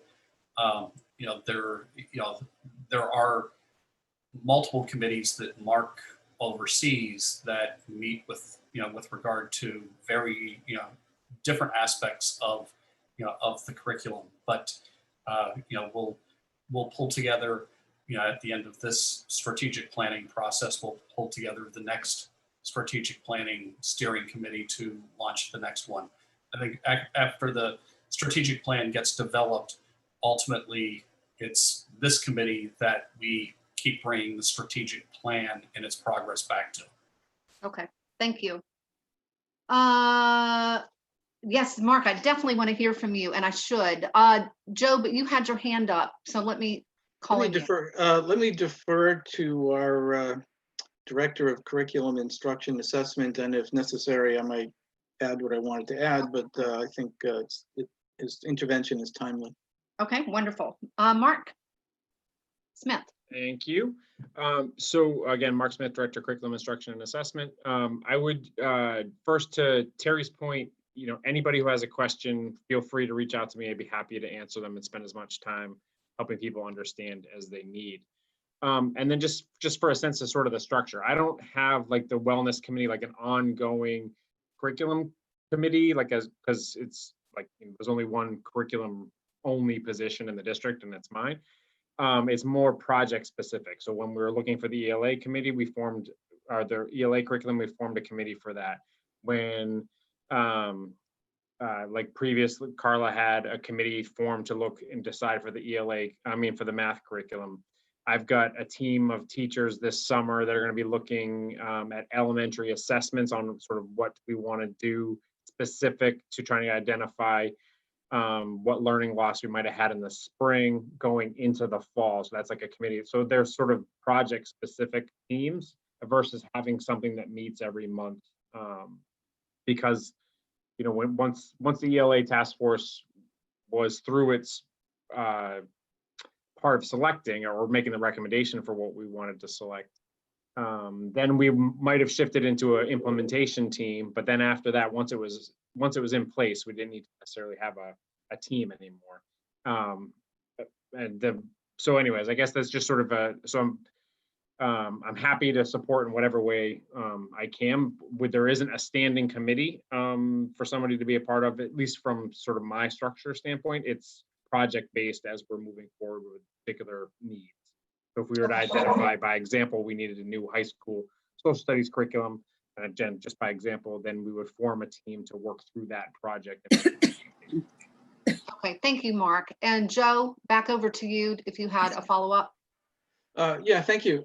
As I understood Mr. Russell's point, I think the way I think Terry was talking about it was as a kind of informal liaison to meet with the Director of Curriculum Instruction and Assessment.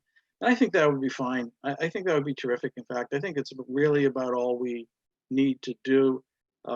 Who should be doing that work? I think from time to time it could be done by the school committee chair and or vice chair together to touch base on projects, initiatives, and so forth as they are taking place.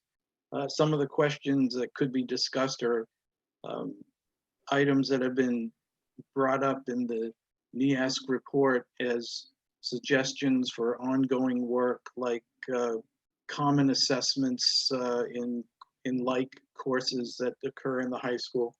But there's a host of things that could be involved in an informal conversation, which I think would be the best way to approach this and would maintain the efficiency and efficacy of our current structure, which is working well. Okay, thank you. Sharon? I just wanted to comment, since the strategic plan was brought up. Charles and I are on that smaller group. After we did the big thing, there was a smaller group. So I don't know that it's met again, but as far as I know, we're still on that. Is that correct, Scott? I'm not really sure. Through the chair. Yes, thank you.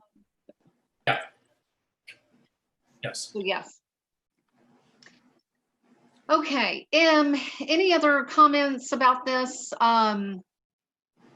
Based on what I'm hearing, would somebody like to make a motion to appoint a liaison? At this, perhaps we could pick one tonight, or at the discretion of the chair. Or we just move this to the next agenda if people want to think about it a bit more. I don't know. Does anybody have a motion they would like to make?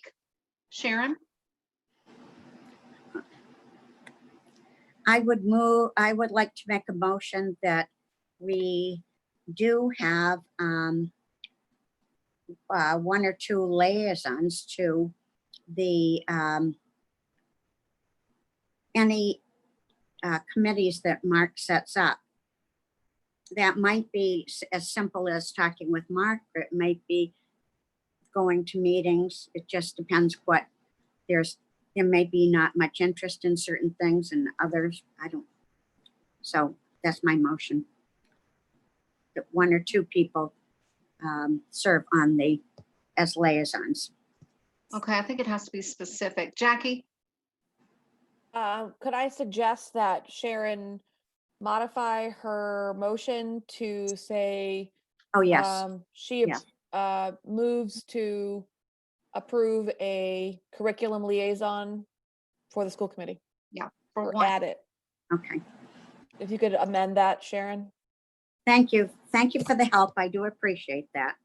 I guess as the Board of Selectmen is and the Finance Committee, I would move to have two representatives, two liaisons from the school committee to the curriculum committee with Mr. Smith. Okay, and Sharon, and I appreciate that you're thinking probably one per town, I think is what you're thinking, but I think the consensus might just be one. Oh. Yeah, just one. All right. If you could I say will. it. I Yeah. will suggest one liaison. Okay. A second? Leah. Leah has a question, it looks like. I just want to make sure I capture this correctly. It's a move to create one curriculum liaison position. Yes. Okay. Thank you. Yes, thank you. So the motion's been made by Sharon. Can I have a second? All right, I will second the motion just to have an official vote. So we have a motion and a second. And we'll just take a roll call vote. And this is for creating Terry. I think it's, are we going to have a brief discussion after the Yes, second? yes, we'll have a brief I discussion. would suggest if, within this motion, that the chair and the vice chair, as they're presented each year, select amongst themselves either two or one to be the representative, with not connecting with any projects that Mark has to raise regarding curricular at all levels, but just to meet when necessary with Mark. I think Mark's project-directed members do not need a member of the committee to sit on a math or a social studies or a phys ed subcommittee. If there's a need for the school committee to have a liaison, I think it's probably appropriate to have one of either the vice or the chair to meet periodically based on a need with the curriculum director. Okay, thank you. Any other discussion? Joe? Yeah, I'm very much heartened by what Mr. Russell said. I would also like to expand the role of the vice chair in our committee, and perhaps perhaps the vice chair could take on this task, thus enhancing their contribution to the work of the committee in the spirit that Mr. Russell suggested. Okay, I like that actually. Do we, and I'm going to ask Nancy because she's kind of with the motion that Sharon made and the suggestion that Terry and Joe are making, do we need to modify the motion anymore? Does the role have to be defined? I don't think it needs to be defined, but I think we're kind of getting beyond what Sharon was looking to do, and I could be wrong. So I think maybe voting on the motion that Sharon presented, even though the discussion that happened, I think it can be tweaked a little bit after either approved or not approved based on what Sharon made the motion on. Does that make sense? Yeah, it does. Jackie,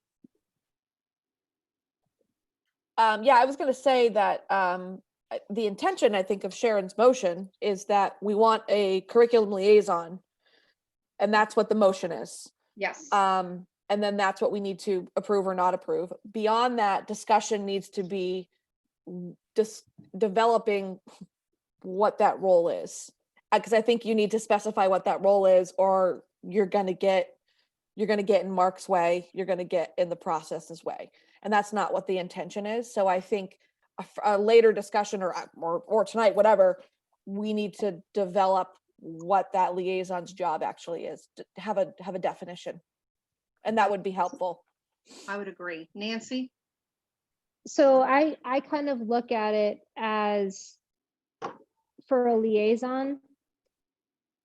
So to kind of follow on what Jackie was saying, I'm sorry, I'm processing my thoughts as I'm talking and it doesn't work very well often. I look at as a liaison is a person who is actually at the meetings and actually a part of the meetings, and then they're reporting back to us what happens at the meetings. And I personally don't think that's appropriate for us in this situation. Again, somebody made the comment that we don't want to get in Mark's way and the teacher's way. We want to let them have their discussion and their decisions and then bring them to us. So I based on all of that information, I would say that I'm going to vote no for this creation of this liaison for those reasons. Okay. Thank you. Terry? I would totally disagree with having a member of the committee on project-directed curriculums with the staff. I think that's Mark's role, and I think it's an appropriate one. When I mentioned, first of all, I don't even really see the key to even have a liaison, but if we were going to continue the discussion, the liaison to me would either be our vice chair, who would connect with Mark once a month, once every 6 weeks, to clarify issues that she or he could bring back to the committee. When Mark comes before us, there'd be one of us who has a little bit more of a understanding of the logic. So that's where my head was coming. If we were going to do it, it would only be a connector to Mark, not the project creations of teachers meeting once a month regarding improvement. Right. Anything else? I think where I am now with this, hearing lots of wonderful comments. And Mark, let me just please say, it has nothing to do with your gifts and talents. It was just trying to provide a little bit more of an understanding on a larger scale, or support, kind of a sounding board. So what I'm going to do in this moment, and I think I can do this, I'm going to withdraw my second, which will leave it without a second. I'll withdraw the whole thing. Okay, thank you, Sharon. All right, it was a good discussion, and but I think the consensus is probably not to move in this direction. But it was a good discussion. Okay. All right, Mark scanning the room. Yes, Jackie? I said, I think Mark just exhaled. Oh, he did. Waiting to exhale. All right, but a good discussion, and I appreciate that all of you are willing to partake in that. So thank you so much. All right, so we're going to move on to subcommittee assignments, of which everybody got a copy. And given the unfortunate circumstance with Joanne Sheehan, our vice chair, who is understandably needing to take a leave of absence at this time, I wanted to just propose what's in front of you, just a couple of changes, if I may. Joanne is currently, as on what I proposed to you, as the lead designated signer. That is not something that she'll be able to do. So I want to move Jackie, with your permission, during Joanne's absence as the lead designated signer, if that would work for you. Okay, and so making that change, I would like to have an alternate. And based on the feedback that everybody had given me, if I could look at maybe Nancy or Joe. I was just gonna say, I live very close to the superintendent's office, right. but I will defer to Joe if he would rather. I second Nancy's motion. Okay. All right, Thanks, so, Joe. okay, so we'll have, we're gonna move Jackie up to the lead designated signer during this period that Joanne is taking a leave of absence, and Nancy will move into the alternate spot. The other change I want to make under the superintendent evaluation, and again, this is just based on everybody's feedback when they were submitting their choices. I want to make a recommendation. If you say yes, Jackie, would you mind moving into Joanne's spot? Okay, perfect. And then we have the Westgate Foundation, and based on my conversation with Joanne, last year, I guess it was last year, she had no meetings. So I don't know, I guess I probably need to point somebody there just to have. Nancy? I'm not volunteering. Just make sure that's clear on my hand raising. I think that's something that if a meeting comes up, because typically they meet maybe twice a year, sometimes only once or not at all. So I think that's something where they could reach out to the superintendent's office, and if a meeting comes up and they would like representation, we could pick somebody at that point. Okay, that's good. If needed. Okay, that's good. That's I'm my fine with recommendation. that. Yeah. I think that makes sense. Joe? Yeah, if we accept Nancy's thought, what we're really doing is just deferring this for the time being, and I think that makes sense. The Westgate Foundation does really terrific work, and they get together and decide on certain awards, incentives, and so forth. And the school committee representative really comes in at the end of the process and kind of signs off on it. And so it's not work that is going to start in earnest September 1. It doesn't require our immediate involvement the way warrant and payroll does, for example. So if, in a sense, we can leave Westgate Foundation open and determine it in the coming weeks. Okay, that makes a lot of sense. Thank you. So we'll do it. As needed. Yeah, as needed. Thank you. And the other one, which I'm not, it would be under the Board of Selectmen and Finance Committees for Chatham. My personal thought on that is that's probably, in my mind, another Westgate kind of thing. I think Nancy, you could serve as our liaison until, I think that would be fine for right now, and we can revisit that later. So I don't feel the need to have a second one there. Nancy? I was just gonna say, and if need be, if a situation arises, we can always come back and, like you said, as needed. Okay, good. All right, so with those changes, any questions on the subcommittee assignments? And I don't think we have to have an official vote, but I think, oh, Joe, I'm sorry, go ahead.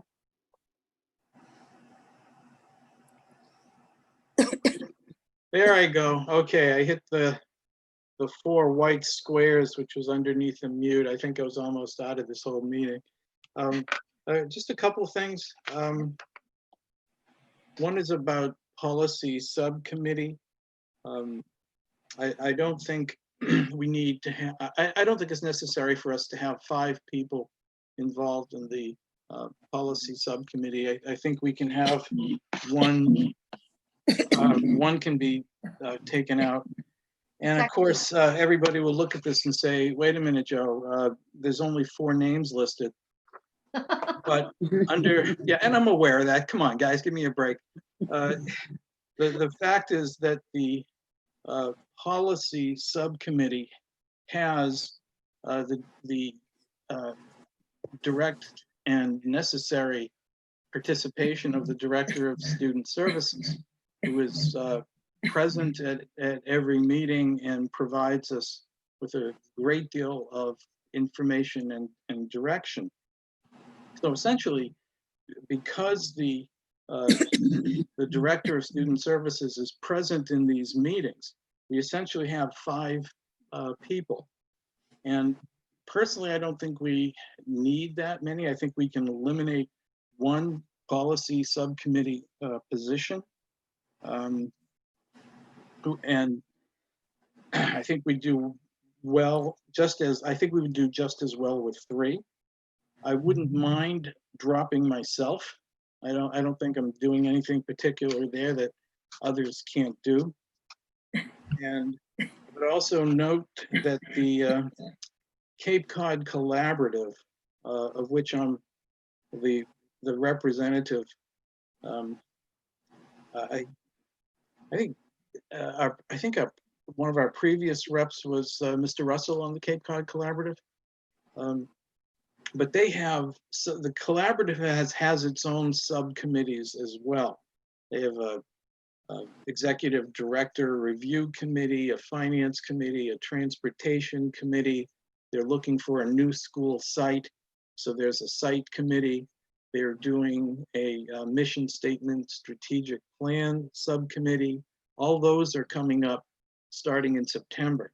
And because I've been on the Cape Cod Collaborative for a couple of years, the chairman is beginning to make some broad hints about how I can play a more enhanced role on this committee by taking some subcommittee assignments on the Cape Cod Collaborative. When this comes up, I try to look the other way or mute or something, but it might just mean that if you're on the Cape Cod Collaborative, unlike some of the other representative committees, you're actually then taking on additional subcommittee work. That's actually not directly related to policy subcommittee. I'm just kind of winging it here as I'm talking with you a little bit, but leaving that aside entirely, even if I do stay on policy subcommittee, I think 3 people plus the director of student services is more than adequate. It's not going to kill us if there are 5 people in the room every month, but I think it's overwork for some of us, or for anybody who are already doing a good deal as it is. Thank you.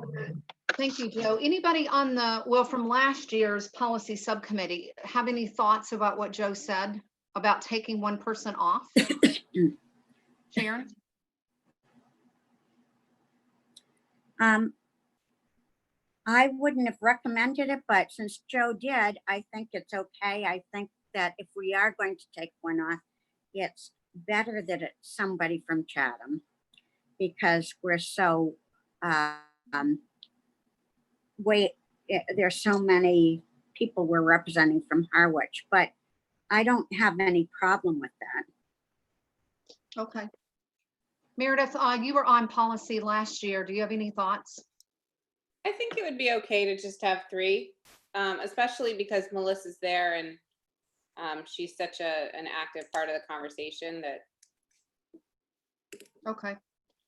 So, all right, well, and I'm perfectly fine with that. It sounded like Joe was willing to remove himself, but then Jackie had her hand Oh, wait, Terry's got a hand Terry, raised. I apologize. Sorry, Terry. No problem. It's my apology. Between now and this camp, I never did see the document as to my volunteering on the committee. So I hate to bother you, but if you have it in front of you, I don't have it.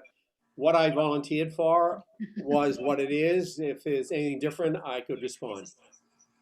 So Terry, I have you on the Superintendent Evaluation Committee, on Finance Committee, Negotiations, and you're the liaison for Harwich. You're joining me over at the Board of Selectmen and Finance. Thanks, Tina. All set. Okay. I'll find it on my computer. Okay. Sure. Good. Thank you. All right. So we can drop down to 3. It's perfectly fine. It sounds like there's consensus there. And I guess, Joe, you volunteered yourself, but Jackie also had her hand up. So do we want to just kick one of you off now, or do you want to talk amongst yourselves? Want to arm wrestle Joe? No, I'm afraid. No, I mean, I was just raising my hand because I took on Yeah. Joanne's spot. So I was like, oh, well then just take me off of that because seem to make sense. But if Joe feels that the collaborative and he wants to incorporate himself more into some of their subcommittees, I completely understand that. So I'll just keep what, so I'm on super, Yep. finance, warrant, and policy. Yes. So, and I think that's fine. And I think even, yeah, that's fine. Okay. I can do it. I can do Okay. it. I can do So anything. Joe, we'll take you off, and Melissa will be, I'm sure she'll be disappointed. She's enjoyed working with you. Why? She gets me now. Oh, She gets me Yeah, back. thank you, Madam Chair. I'm not so sure that Melissa's disappointment is such that it will endure for very long. Yeah, Jackie's a perfect person to be on the subcommittee and think policy, and I'm very happy that more parents involved. And I did appreciate Sharon's pro Harwich statement there, and I think she's a firm advocate for her community. all right. So with all of that being, with the changes that we've proposed,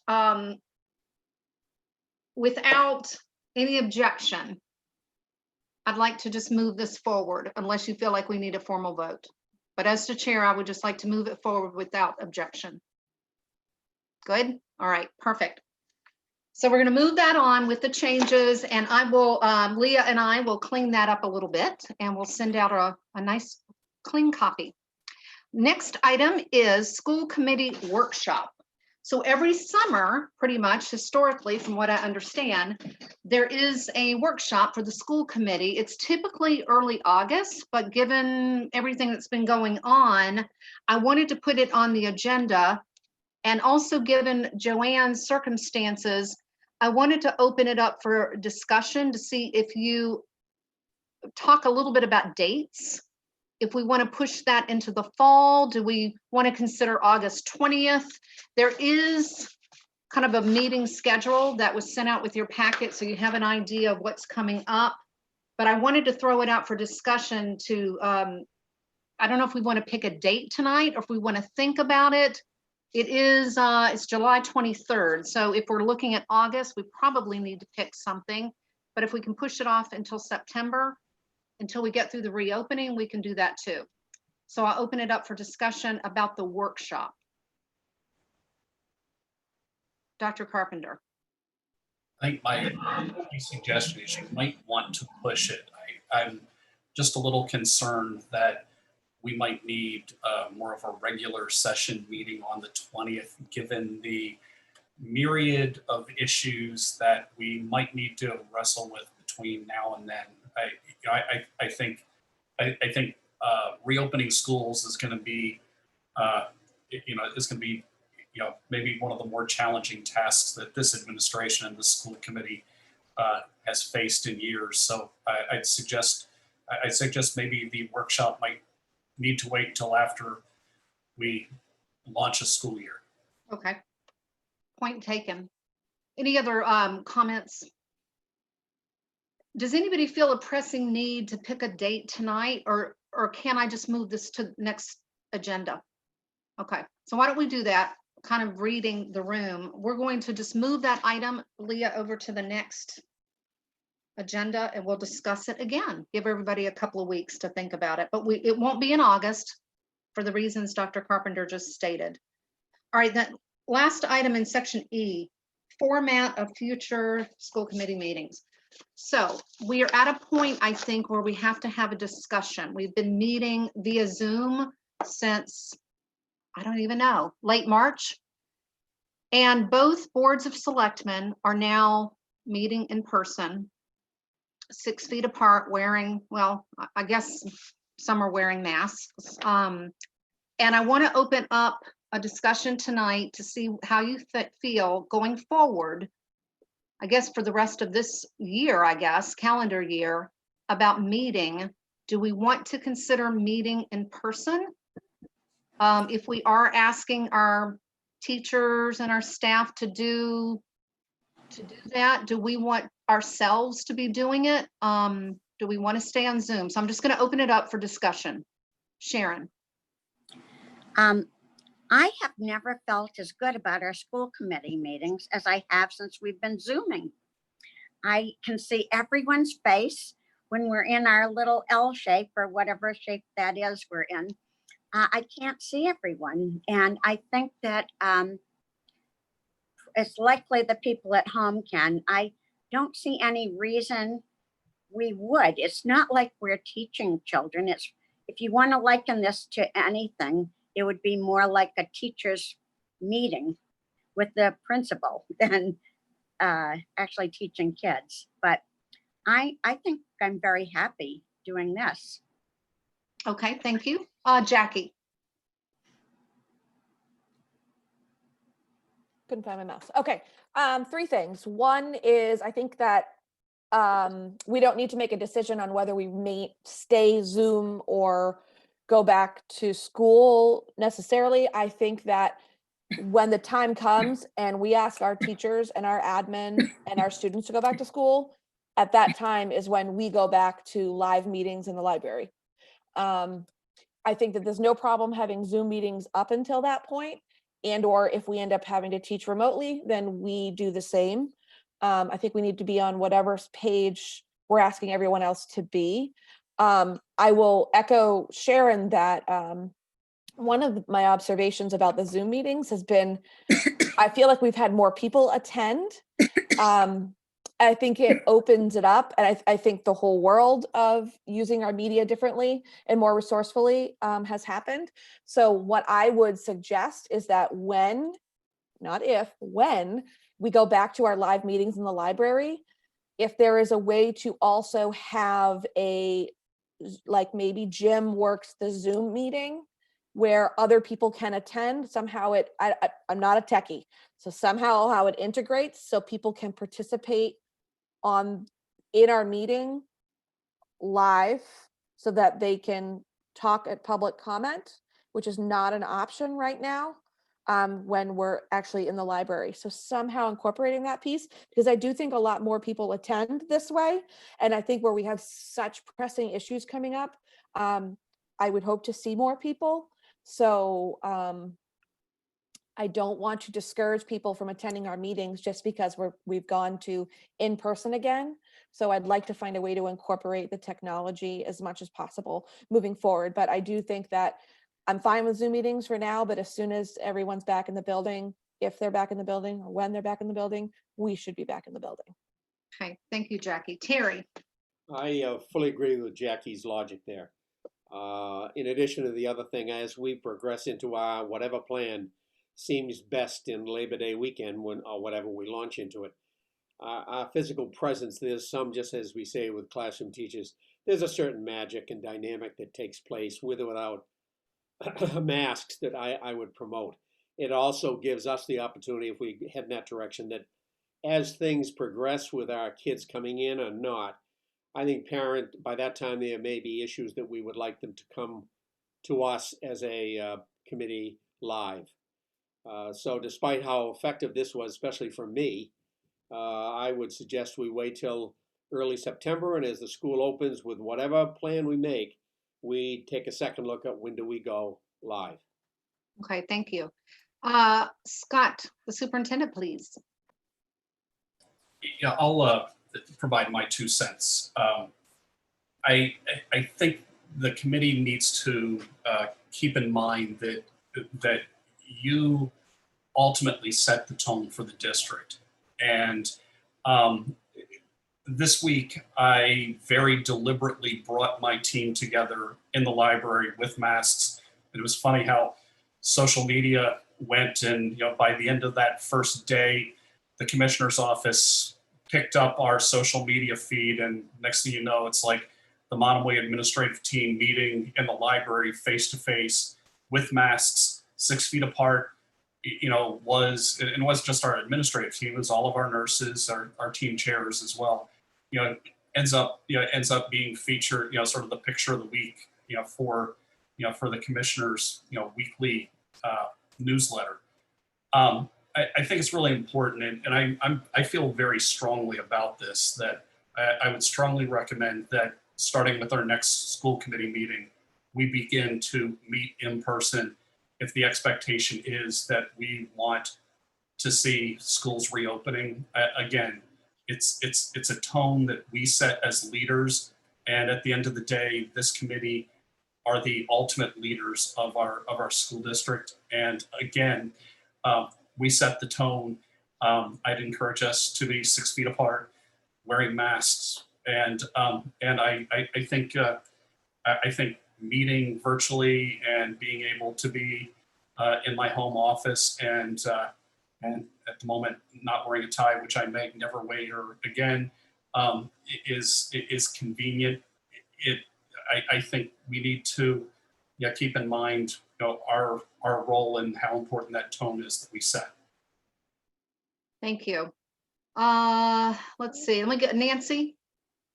I have to agree. Thank you. I agree with Scott and Jackie and Terry. I also agree with Sharon that it's, uh-oh, There you go. sorry. My phone went to low power mode. I think that it's hard because these have had a great deal more people a part of their meetings. And I also think that people are watching them on the live stream and people are watching them on channel 22 when they're streaming live. It's just, we don't see that. We don't know who's watching them. Whereas on the Zoom meetings, we can see it. I very much agree with what Scott said, in that we need to lead the way. If we want our kids in school and we plan on having our kids in school and our teachers in school, we need to be in the school. I'm not sure at the next meeting or not. That's kind of up for discussion there, but I do agree that we need to be in the building. And I'm not sure if it's possible or allowable for us to have remote participation once the world stops Zooming. Is it possible for us to have people call in? I know that's what the Harwich Board of Selectmen are doing now, is they have half and half. I think Chatham is actually still all on remote. I don't think they've gone back to regular meetings yet, but I could be wrong.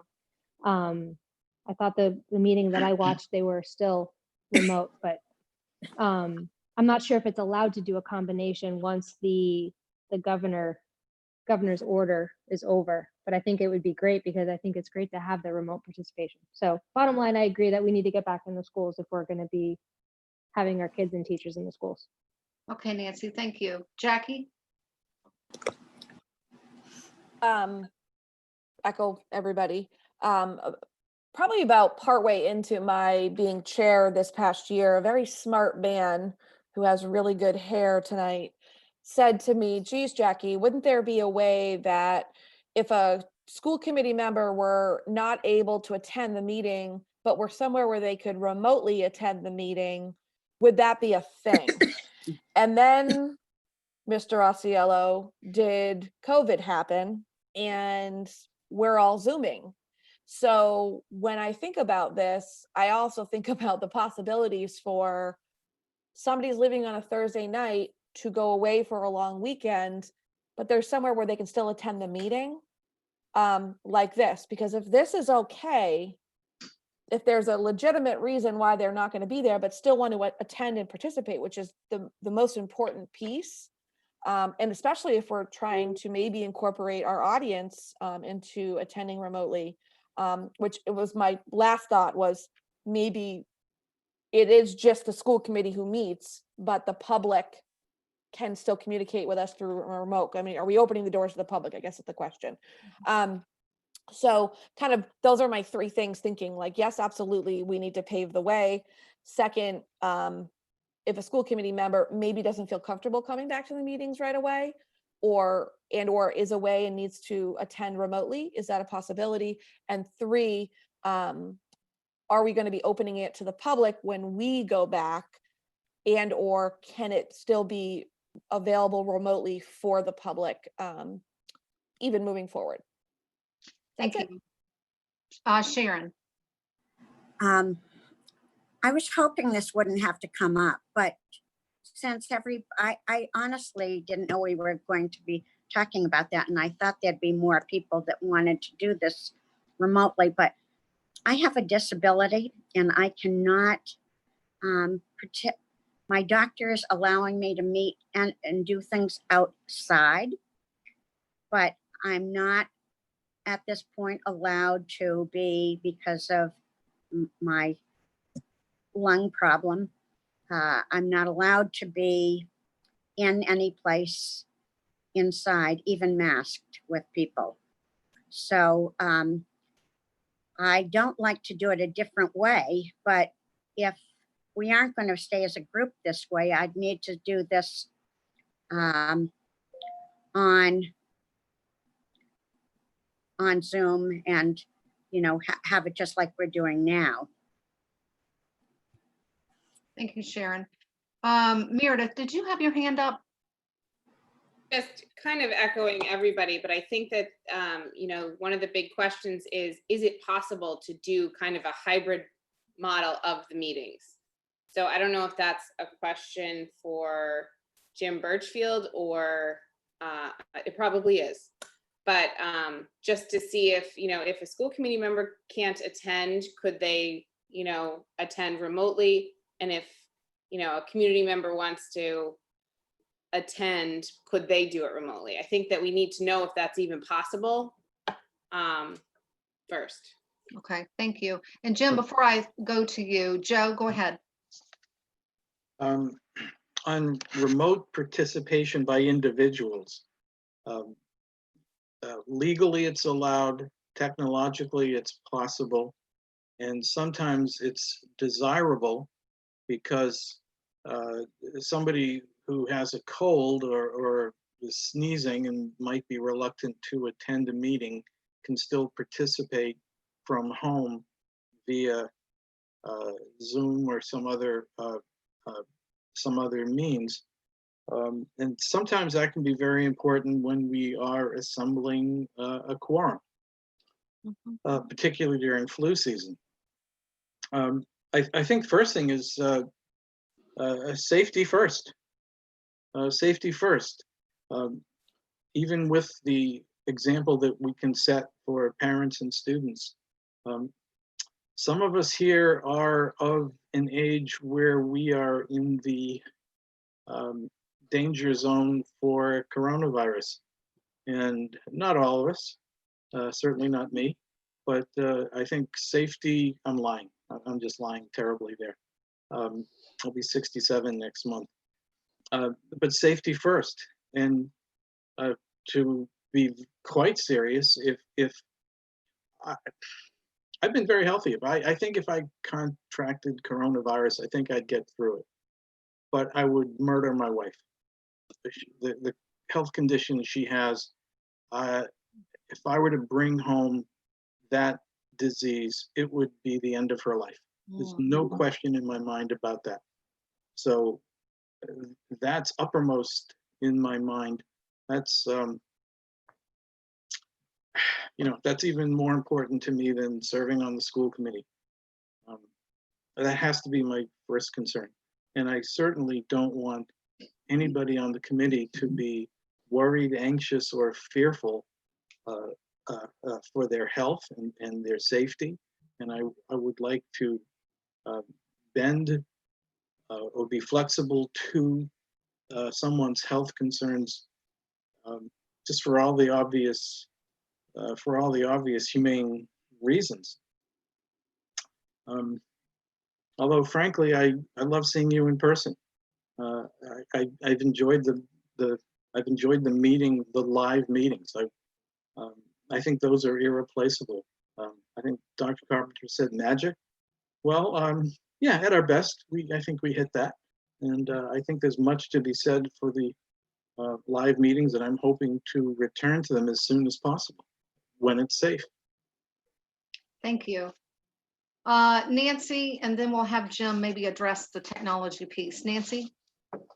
Just before the COVID, before we had to do remote participation based on the governor's orders, there is a policy that we can pass as a school committee that allows remote participation. This was possible 5 years ago, 10 years ago. It's just not something we ever used. And so I don't know what the stipulations are. I'd have to look for it and find it, but that is a policy. So health concerns, I'm assuming it's gonna have health concerns, and also for people that, especially where we live, who may go away for a few months in the winter time, that they would still want to participate in our meetings, but they are taken away for a different time. So there are rules that have to be followed. You know, you have to do roll call votes for everything because of the remote participation, even though the majority of the people are in person. But that is a possibility. So we could do a hybrid in that sense. Let me just answer your question, Nancy, only because I chair other boards and commissions. And right now, because the governor has suspended certain provisions of the open meeting law, we can do, if we choose, we can do the hybrid. When that changes, however, we have to have a quorum in the room. So we absolutely have to have at least 5 people in the room for anybody to be remote. But we only go back to that once this provision is lifted. So I do know that from having to do this on other committees. But it absolutely has to have a quorum in the room. Otherwise, it's not an official meeting. So thank you. Sharon and Jim, don't go away because I'm gonna come right back to you. Sharon. So I had mentioned this like a few years ago, which we didn't ever follow up on it, but and it wasn't anything to do with health then. It was because some people were going away and would like to participate. And actually, when my sister was ill and dying, that was something I would like to did. I did it with some little unofficial, something, but not any school committee meetings. So the selectmen do that in Harwich. They passed this where they can have members do that remotely. I like it much better with the Zoom than I do just audio though. Yeah. Now, Sharon, if I could ask you, what do you mean that Harwich passed? Because they can't pass, open meeting law is the rule. So Harwich can't pass whatever they want to pass. So what are you referring to? They passed that they would have remote, so not a quorum, but a member or two to still keep a quorum in the room could participate remotely. And that, it's what Nancy said. Yes. This passed quite a while ago that people were able to do this. Yes, and that is correct. Yes, thank you. So Jim, if you don't mind, we had a couple of questions pop up about, I guess, bringing in audience, with how would that work? How could you help us make it work? Well, we have the technology. We can definitely do it. In the regular school years, we often hold like live trainings in a room. There will be a bunch of people in the room. Somebody on the other end is remoting in through a Google Meet or a Zoom meeting. And I think you can allow people to come into the room at a certain time. There's features in Zoom or in Google Meet now also where you can sort of have people wait in the queue and then bring them in when the question period opens up. So it's totally possible. Okay, good. Yeah. And so when they're brought in and we're in the room, we can hear them, see them, or yeah. Okay. So yeah, just a quick kind of sketch of what it could look like if you were in the library, for instance, at the high school. You're at the tables, socially distanced, and whoever's on the other end remoting in would be projected up on the screen there, and you could see them as be like the Wizard of Oz or something. This giant face up on the screen there that was talking to you. So something like that, we can definitely pull that off. Okay, thank you. Mhm. Jackie? So we have the if and we have the how. I think what we need to do just to move forward is decide that it looks like moving forward, we need some type of a hybrid meeting. But it also, more importantly, I think that we need to do the policy that Nancy was talking about. And maybe that should be the first order of business for the policy subcommittee to take on so that we can present what we want to do, because I don't see that our next meeting is not going to be a Zoom meeting, so that the policy subcommittee could get together work on that policy and have it to present at our next school committee meeting. Because I think it's important to also have a policy in place with guidelines, because what I don't want to see is a school committee that disbands socially and physically because it's just easier to be on Zoom. I think it's important for everyone to be in the room. And at some point, we are all going to have to be back in the room. So I think that there are certain situations in which respectfully people can come in remotely, or for health reasons are coming in remotely due to COVID. But I think it'd be important for us to work on that policy and then move it forward, because I don't really think there's much more we can do tonight regarding it. We're pretty much all in agreement, so. Right. So you're making the suggestion for us to move this to the policy subcommittee, now that we've officially got one, a new one, and discussing this. I'm seeing some nods. So, and Dr. Carpenter, you had said you'd like us to do this at the next meeting. I don't, it sounds to me like we're not going to be able to do it that quickly.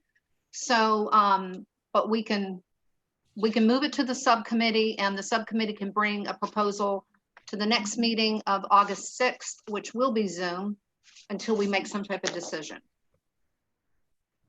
I don't think, do we need to vote on that, or is that, I think that's a consensus? Jackie? I don't think we need to vote on it. I think I'm saying I'm on the policy subcommittee. Let's take it to the policy subcommittee and let's work on it. I think the goal here is to get back into the school as soon as possible.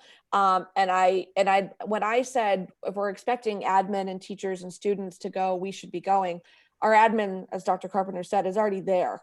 So I think that it's something that I would, and I'm usually not a proponent for this, but it's something that if we bring the policy subcommittee brings it to our next meeting, we should vote on it so that it can be, let's see, so does that put us to the August 6th meeting? Yeah, August 6th. Our first live meeting in the library, which I think should be the goal, to get in there as soon as possible. But I think we've got to figure out the technology of it, and we've got to do the policy piece, and then, because we do have certain things we need to follow. And if we can do that, I think our goal would be to be back in that library August 6th in some type of a hybrid forum for those who can't participate in the library and for those who can. Okay, so you're talking about August 6th. Nancy? I think. Oh, wait, I think I got my dates messed up. It's August 20th? Yeah, okay. Yeah, but I'm also thinking that you mentioned that the governor's orders allows for hybrid. So the policy subcommittee is more essential when the governor's orders are gone, canceled. I don't know how, when they're gone. Right. But I think that, if we aim towards our second meeting in August, whatever that date is, if we aim towards that meeting being our first in-person meeting with anybody still appearing remotely based on whatever their needs are, and that's still allowed under the governor's orders, I think that should be our goal. Okay, thank you. Sorry about messing those dates up. No, that's fine. So, all right, so let me just make sure I'm hearing this correctly. Leah? Steve wanted to chime in. Oh, Steve, I am so sorry. Steve, yes, please. And you have to come off mute.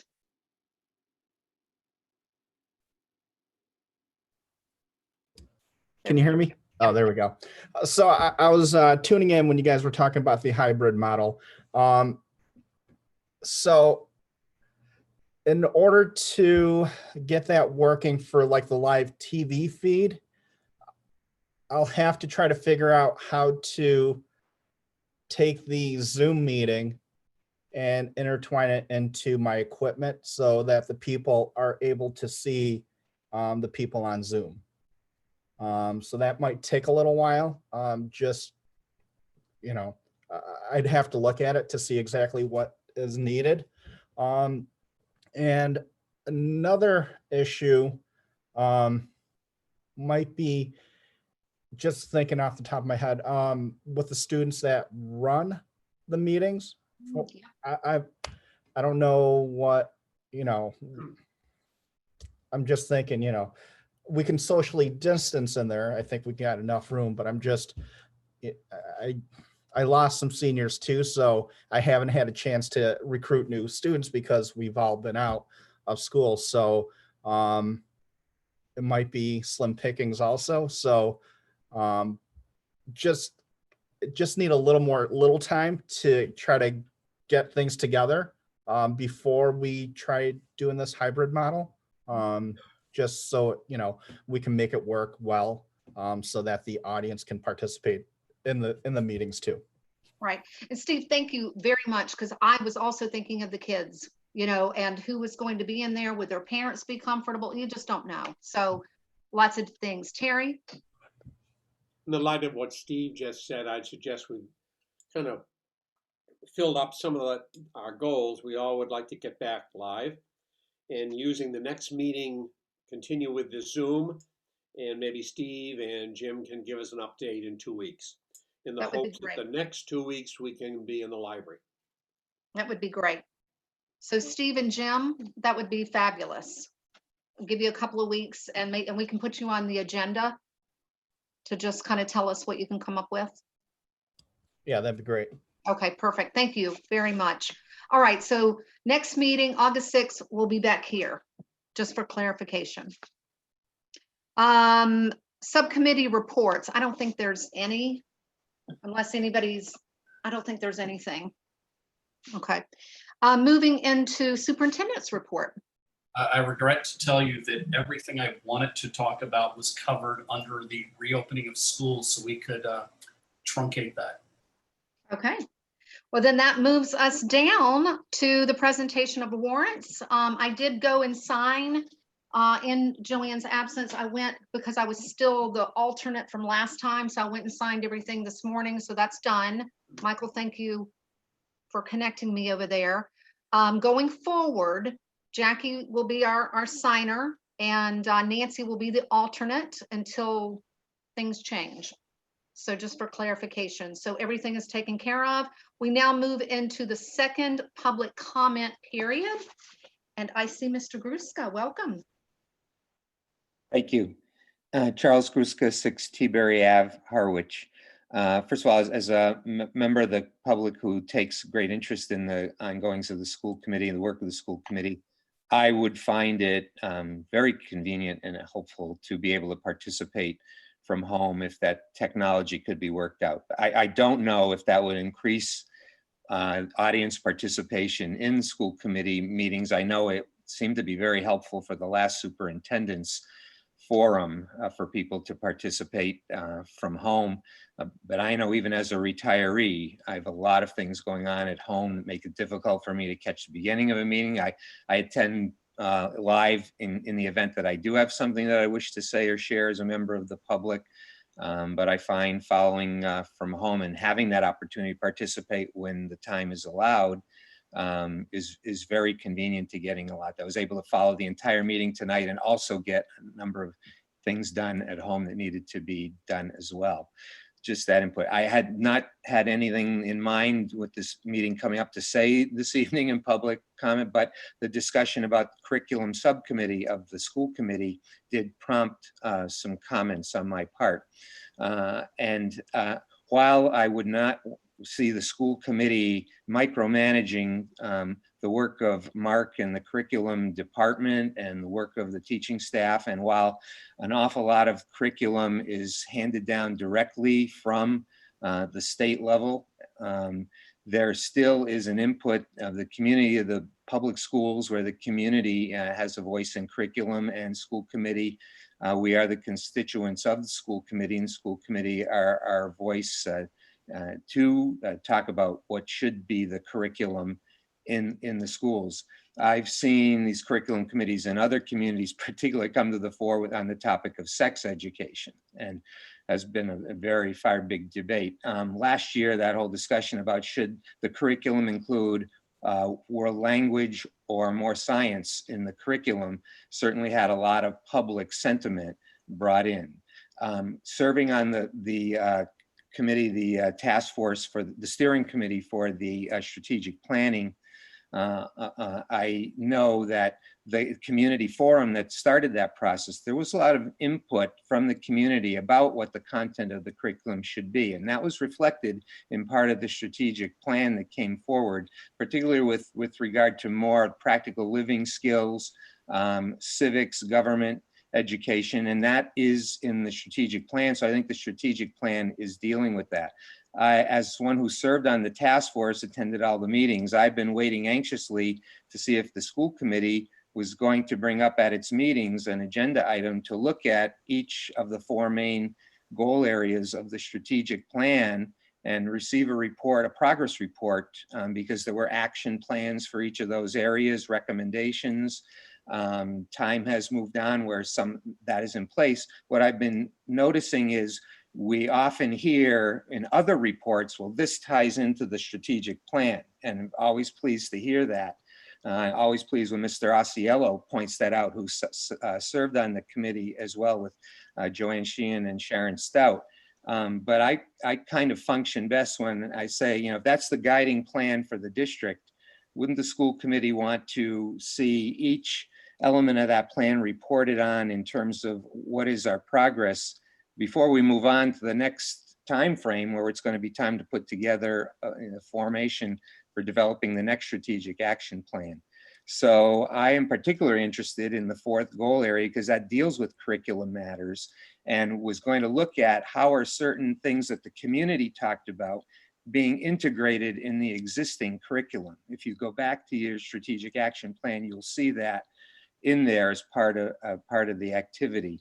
And I've been waiting anxiously for a long time to see when we're going to get a report on that. So I would just like to input that as just one person that I would like to see as a member of the public, how we're doing on each element of the strategic action plan in some formalized way, point by point. A lot of it's been covered in other discussions, as I've said.